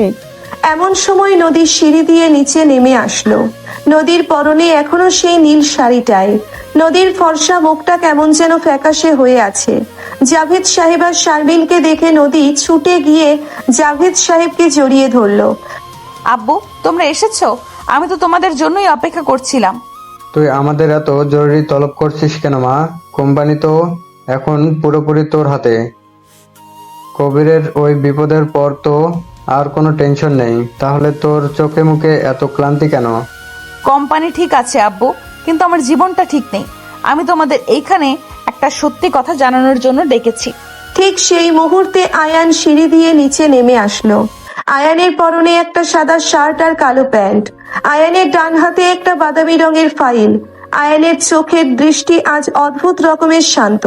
সেই শান্ত দৃষ্টির গভীরে লুকিয়ে আছে এক বিশাল শূন্যতা। আয়ান এসে জাভেদ আর শারমিনকে সালাম করলো। আসসালামু আলাইকুম আঙ্কেল, আন্টি। আপনারা ভালোই করেছেন এসেছেন। আপনাদের সামনেই আজ সব কিছু পরিষ্কার হয়ে যাওয়া ভালো। আয়ান, তোর হাতে ওটা কিসের ফাইল? তুই নদীর আব্বুর আম্মুকে কি বলতে চাস? আম্মু, তুমি একটু শান্ত হও। আমি যা বলছি আমাকে বলতে দাও। আয়ান নদীর দিকে ফিরল। নদীর চোখের দিকে তাকিয়ে আয়ান একটা দীর্ঘশ্বাস ফেলল। নদীর ফর্সা হাতের দিকে তাকিয়ে আয়ান বলল, নদী, আপনি আমাকে বলেছিলেন না আমি আপনার ইগো, আপনার সম্মান নিয়ে একটা জঘন্য খেলা খেলেছি? আমি আপনার জীবন থেকে সব ডিসিশন নেওয়ার অধিকার কেড়ে নিয়েছি। হ্যাঁ বলেছিলাম, আর এটাই সত্যি। তুমি একটা প্রতারক আয়ান। তুমি আমার আম্মুর চোখের পানিকে হাতিয়ার বানিয়ে আমাকে ব্ল্যাকমেইল করেছো। আমি অস্বীকার করছি না নদী, আমি আপনার সাথে প্রতারণা করেছি। তানিমের ওই অপমানের প্লটটা আমি সাজিয়েছিলাম। আঙ্কেল আন্টি, আপনারা আমাকে ক্ষমা করে দেবেন। আমি নদীর অহংকার ভাঙার জন্য আপনাদের ইমোশনকে ব্যবহার করেছিলাম। আয়ানের মুখে এই সত্যিটা শুনে জাভেদ সাহেব আর শারমিন স্তব্ধ হয়ে গেলেন। নাহিদা আর রফিক সাহেব অবিশ্বাস্য চোখে আয়ানের দিকে তাকিয়ে রইলেন। তুই এসব কি বলছিস আয়ান? তুই ইচ্ছে করে ওই দিন তানিমকে দিয়ে আমাকে অপমান করিয়েছিলি? তুই এতটা নিচে নামতে পারলি? আন্টি, আমার কোনো উপায় ছিল না। আমি নদীকে 6 বছর ধরে ভালোবাসতাম, কিন্তু নদী কখনো আমাকে খেয়ালই করেনি। আমি জানতাম তানিম নদীর কোম্পানি আর টাকা ধ্বংস করে দিত। আমি নদীকে বাঁচানোর জন্য আর নদীকে পাওয়ার জন্য এই রাস্তা বেছে নিয়েছিলাম, কিন্তু আমি বুঝতে পারিনি যে নদীর আত্মসম্মান আমার এই ভালোবাসার চেয়েও অনেক বেশি দামি। আয়ান হাতের ফাইলটা খুলে সেখান থেকে কয়েকটা কাগজ বের করলো। কাগজের নিচে একটা কলম রাখা। আয়ান খুব ধীর হাতে কলমটা দিয়ে কাগজের একটা নির্দিষ্ট জায়গায় সাইন করলো। পুরো বসার ঘরে শিপিন পতন নীরবতা। নদীর বুকের ভেতরটা হঠাৎ করেই খুব জোরে ধরফর করতে শুরু করলো। আয়ান কাগজটা নদীর দিকে এগিয়ে দিয়ে খুব শান্ত গলায় বলল, আমি ডিভোর্স পেপারে সাইন করে দিয়েছি নদী, আপনি মুক্ত। আয়ানের মুখে ডিভোর্স শব্দটা শুনে নদীর মাথায় যেন আকাশ ভেঙে পড়ল। নদীর ফর্সা মুখটা মুহূর্তের মধ্যে সাদা হয়ে গেল। নদীর মনে হলো তার পায়ের তলার মাটিটা কেউ প্রবল বেগে টেনে সরিয়ে দিচ্ছে। তুমি ডিভোর্স পেপারে সাইন করেছো? হ্যাঁ নদী, আপনি ঠিকই বলেছিলেন। আমি আপনাকে ভালোবাসার নামে একটা খাঁচায় বন্দি করে ফেলেছিলাম। আমি আপনার গড নই যে আপনার জীবন আমি কন্ট্রোল করব। আমি চেয়েছিলাম আপনার মুখে হাসি ফোটাতে, কিন্তু আমি শুধু আপনাকে কাঁদিয়েছি। আমার ছায়া আপনার জন্য একটা অভিশাপ হয়ে দাঁড়িয়েছে। আয়ান, তুই পাগল হয়েছিস? তুই ডিভোর্স দিবি মানে? বিয়েটা কি ছেলে খেলা? আম্মু, তুই চুপ কর। আমি নদীকে আর এক মুহূর্ত কষ্ট দিতে চাই না। আয়ান নদীর চোখের দিকে তাকিয়ে একটা বিষণ্ণ হাসি হাসলো। নদী, আমি কথা দিয়েছিলাম আপনার ওই ফর্সা হাতটা আমি সারা জীবন শক্ত করে ধরে রাখবো, কিন্তু সেই হাতটা ধরে রাখার যোগ্যতা আমি হারিয়ে ফেলেছি। আমি আপনাকে আপনার সম্মান, আপনার স্বাধীনতা সব ফিরিয়ে দিলাম। আপনার কোম্পানির শেয়ার, কবির সাহেবের জালিয়াতির সব লিগ্যাল পেপারস আমি আপনার মেইলে সেন্ড করে দিয়েছি। আপনাকে আর কোনোদিন আমার এই মুখটা দেখতে হবে না। আমি আজ রাতেই জিসানের মেসে উঠে যাচ্ছি। আপনি ভালো থাকবেন নদী। আয়ান কথাগুলো বলে পেপারটা নদীর হাতে ধরিয়ে দিয়ে দরজার দিকে পা বাড়ালো। নদীর হাতে ধরা ডিভোর্স পেপারটা যেন আগুনের মতো নদীর হাত পুড়িয়ে দিচ্ছে। নদীর সারা শরীর থরথর করে কাঁপছে। নদীর চোখের সামনে ভেসে উঠল কাল রাতের সেই কাশফুলের মাঠ, আয়ানের ওই চওড়া বুকে মাথা রাখার সেই মায়াবী অনুভূতি। যখন কারেন্ট ছিল না, আয়ান সারা রাত বসে নদীকে বাতাস করেছিল। তানিমের অপমানের হাত থেকে নদীকে বাঁচাতে আয়ান যখন ঢাল হয়ে দাঁড়িয়েছিল, নদীর বুকের ভেতরটা এত জোরে মোচড় দিয়ে উঠল যে নদীর মনে হলো সে আর নিঃশ্বাস নিতে পারছে না। ও আমাকে ছেড়ে চলে যাচ্ছে? এত সহজে ও হার মেনে নিল? ও তো বলেছিল আমাকে কোনোদিন ছাড়বে না। ওর 6 বছরের ভালোবাসা কি শুধু একটা সাইন করে শেষ হয়ে যেতে পারে? আমি তো ওকে ঘৃণা করতে চেয়েছিলাম, তাহলে এখন ওকে চলে যেতে দেখে আমার কলেজাটা এভাবে ছিঁড়ে যাচ্ছে কেন? আমার বয়স, আমার কর্পোরেট ইগো, এগুলো দিয়ে আমি কি করব আয়ানকে ছাড়া? আয়ান ছাড়া তো আমার পুরো দুনিয়াটাই শূন্য। আয়ান গেটের হাতলটা ধরেছে।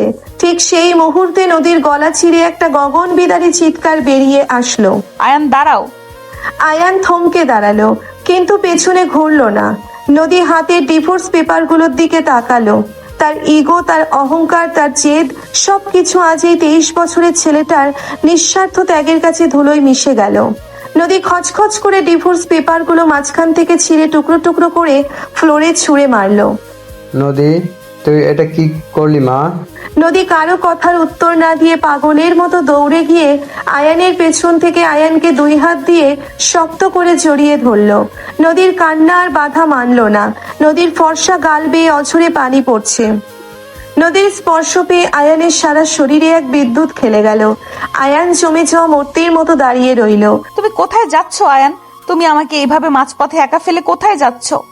আমি তো আপনাকে মুক্তি দিচ্ছিলাম নদী। আপনি তো আমাকে ঘৃণা করেন। কে বলেছে আমি তোমাকে ঘৃণা করি? কে বলেছে আমার মুক্তি চাই? তুমি কোন সাহসে আমাকে ডিভোর্স দেওয়ার কথা ভাবলে আয়ান? তুমি আমাকে তোমার মায়ায় ফাঁসিয়েছো, আমাকে তোমার উপর নির্ভরশীল করেছো, আর এখন একটা কাগজ ধরিয়ে দিয়ে বলছো তুমি চলে যাবে? এত বড় স্বার্থপর তুমি আয়ান! নদী আয়ানকে ঘুরিয়ে নিজের মুখোমুখি করলো। নদীর চোখ কান্নায় লাল হয়ে গেছে। নদী নিজের ফর্সা নিখুঁত হাত দিয়ে আয়ানের কলার শক্ত করে চেপে ধরলো। তুমি আমাকে ধোকা দিয়ে বিয়ে করেছো, ঠিক আছে। তুমি আমার ইগো নিয়ে খেলেছো, সেটাও ঠিক আছে। কিন্তু তুমি আমার কাছ থেকে আমাকে ছেড়ে যাওয়ার অধিকার কোথায় পেলে? তুমি আমার স্বামী আয়ান, আমি তোমার স্ত্রী। আমি যতই রেগে থাকি না কেন, তুমি আমাকে মানাবে, তুমি আমার বকা শুনবে, তুমি আমাকে সহ্য করবে, কিন্তু তুমি আমাকে ছেড়ে এক পাও বাইরে ফেলতে পারবে না। নদী, আপনি কি বলছেন? আপনি কি সত্যি আমাকে? হ্যাঁ আয়ান, আমি তোমাকে ভালোবাসি। আমি তোমার ওই শান্ত গম্ভীর চোখ দুটোকে ভালোবাসি। আমি তোমার ওই নীরব শাসনকে ভালোবাসি। আমার 27 বছরের জীবনে আমি যত অহংকার, যত জেদ পুষে রেখেছিলাম, তোমার ওই 6 বছরের ভালোবাসার কাছে আমার সব জেদ আজ হেরে গেছে আয়ান। আমি তোমার কাছে হেরে গেছি। নদীর এই কথাগুলো শুনে আয়ানের বুকের ভেতরটার সব শূন্যতা মুহূর্তের মধ্যে এক বিশাল পূর্ণতায় ভরে গেল। আয়ানের চোখের পানি আর বাঁধ মানল না। আয়ান নদীর কলার ধরে থাকা হাত দুটো নিজের হাতের মুঠোয় নিয়ে নদীর ফর্সা কপালে একটা দীর্ঘ গভীর চুমু খেলো। আপনি হারেননি নদী। আপনি আজ আমাকে কিনে নিয়েছেন। আমার পুরো পৃথিবীটাই তো আপনি। আপনাকে ছেড়ে আমি যাব কোথায়? নদী আয়ানের বুকে মাথা লুকিয়ে ফুপিয়ে ফুপিয়ে কাঁদতে লাগলো। আয়ান নিজের দুই হাত দিয়ে নদীকে নিজের অস্তিত্বের সাথে মিশিয়ে নিল। বসার ঘরে দাঁড়িয়ে থাকা জাভেদ, শারমিন, নাহিদা আর রফিক সাহেব সবার চোখেই আজ আনন্দের অশ্রু। জাভেদ সাহেব শারমিনের হাতটা ধরলেন। শারমিন, আমাদের মেয়েটা আজ সত্যি একটা নিরাপদ আশ্রয় পেয়েছে। আয়নের মতো এমন পরিপক্ত একটা ছেলে আমাদের নদীর ইগোটাকে একেবারে পানি করে দিল। হ্যাঁ ভাই, আয়ানের ভালোবাসায় নদীর জেদ আজ পুরোপুরি হেরে গেল। ওদের দুজনকে এভাবে একসাথে দেখলে আমার বুকটা শান্তিতে ভরে যায়। চলো আমরা ওদের একটু একা থাকতে দিই। পরিবারের সবাই খুব নিঃশব্দে বসার ঘর থেকে সরে গেল। আয়ান আর নদী একে অপরকে জড়িয়ে ধরে দাঁড়িয়ে রইল। দীর্ঘ নীরবতার পর নদী মাথা তুলে আয়ানের চোখের দিকে তাকালো। তুমি সত্যিই চলে যাচ্ছিলে আয়ান? তুমি সত্যিই আমাকে ছেড়ে থাকতে পারতে? আমি এক সেকেন্ডও আপনাকে ছাড়া নিঃশ্বাস নিতে পারি না নদী, কিন্তু আপনার ওই চোখের ঘৃণা আমি সহ্য করতে পারছিলাম না। আমি ভেবেছিলাম আমি চলে গেলে আপনি হয়তো শান্তিতে থাকবেন। তুমি ছাড়া আমার কোনো শান্তি নেই আয়ান। তুমি আমার জীবনে একটা বিশাল ঝড়ের মতো এসেছো আর আমার সব ইগো উড়িয়ে নিয়ে গেছো। আমি আর কোনো দিন তোমার উপর রাগ করব না, আর কোনো দিন তোমাকে ভুল বুঝবো না। রাগ আপনি করবেন নদী, আপনার ওই অভিমান, ওই জেলাসি তো আমার বেঁচে থাকার অক্সিজেন। আপনি যতবার রাগ করবেন আমি ততবার আপনার কাছে নতজানু হয়ে আপনার মান ভাঙাবো। কিন্তু ডিভোর্স বা ছেড়ে যাওয়ার কথা আমাদের অভিধানে আর কোনোদিন আসবে না। আয়ান নদীর চোখের পানি মুছে দিয়ে নদীর ফর্সা হাতটা নিজের ঠোঁটের কাছে নিয়ে একটা আলতো চুমু খেলো। নদীর সারা শরীর লজ্জায় আর ভালোবাসায় কেঁপে উঠল। নদী নিজের মাথাটা আবার আয়ানের চওড়া বুকের উপর রাখলো। আয়ান, তুমি তো 6 বছর ধরে আমাকে পাগলের মতো ভালোবেসেছো, কিন্তু এখন তো আমি তোমার বউ। এখন তুমি আমাকে কতটা ভালোবাসবে? এখন আর পাগলের মতো বাসবো না নদী, এখন আমি আপনাকে একটা পরিণত স্বামীর মতো ভালোবাসবো, যে ভালোবাসায় কোনো ইগো থাকবে না, কোনো ভয় থাকবে না, থাকবে শুধু অফুরন্ত সম্মান আর এক বিশাল নির্ভরতা। নদী চোখ বন্ধ করে আয়ানের বুকের ধুকপুকানি শুনতে লাগলো। জানালার বাইরে রাতের আকাশে তখন বিশাল একটা পূর্ণিমার চাঁদ উঠেছে। চাঁদের স্নিগ্ধ আলো আয়ান আর নদীর উপর এসে পড়েছে। বয়সের পার্থক্য, কর্পোরেট ইগো, অতীত সবকিছু আজ এই দুজনের গভীর সম্মানজনক আর হৃদয় ছোঁয়া রোম্যান্সের কাছে তুচ্ছ হয়ে গেল। আয়ান আর নদীর এই না বলা অনুভূতি আর নীরব টান আজ এক পূর্ণতায় পরিণত পেল।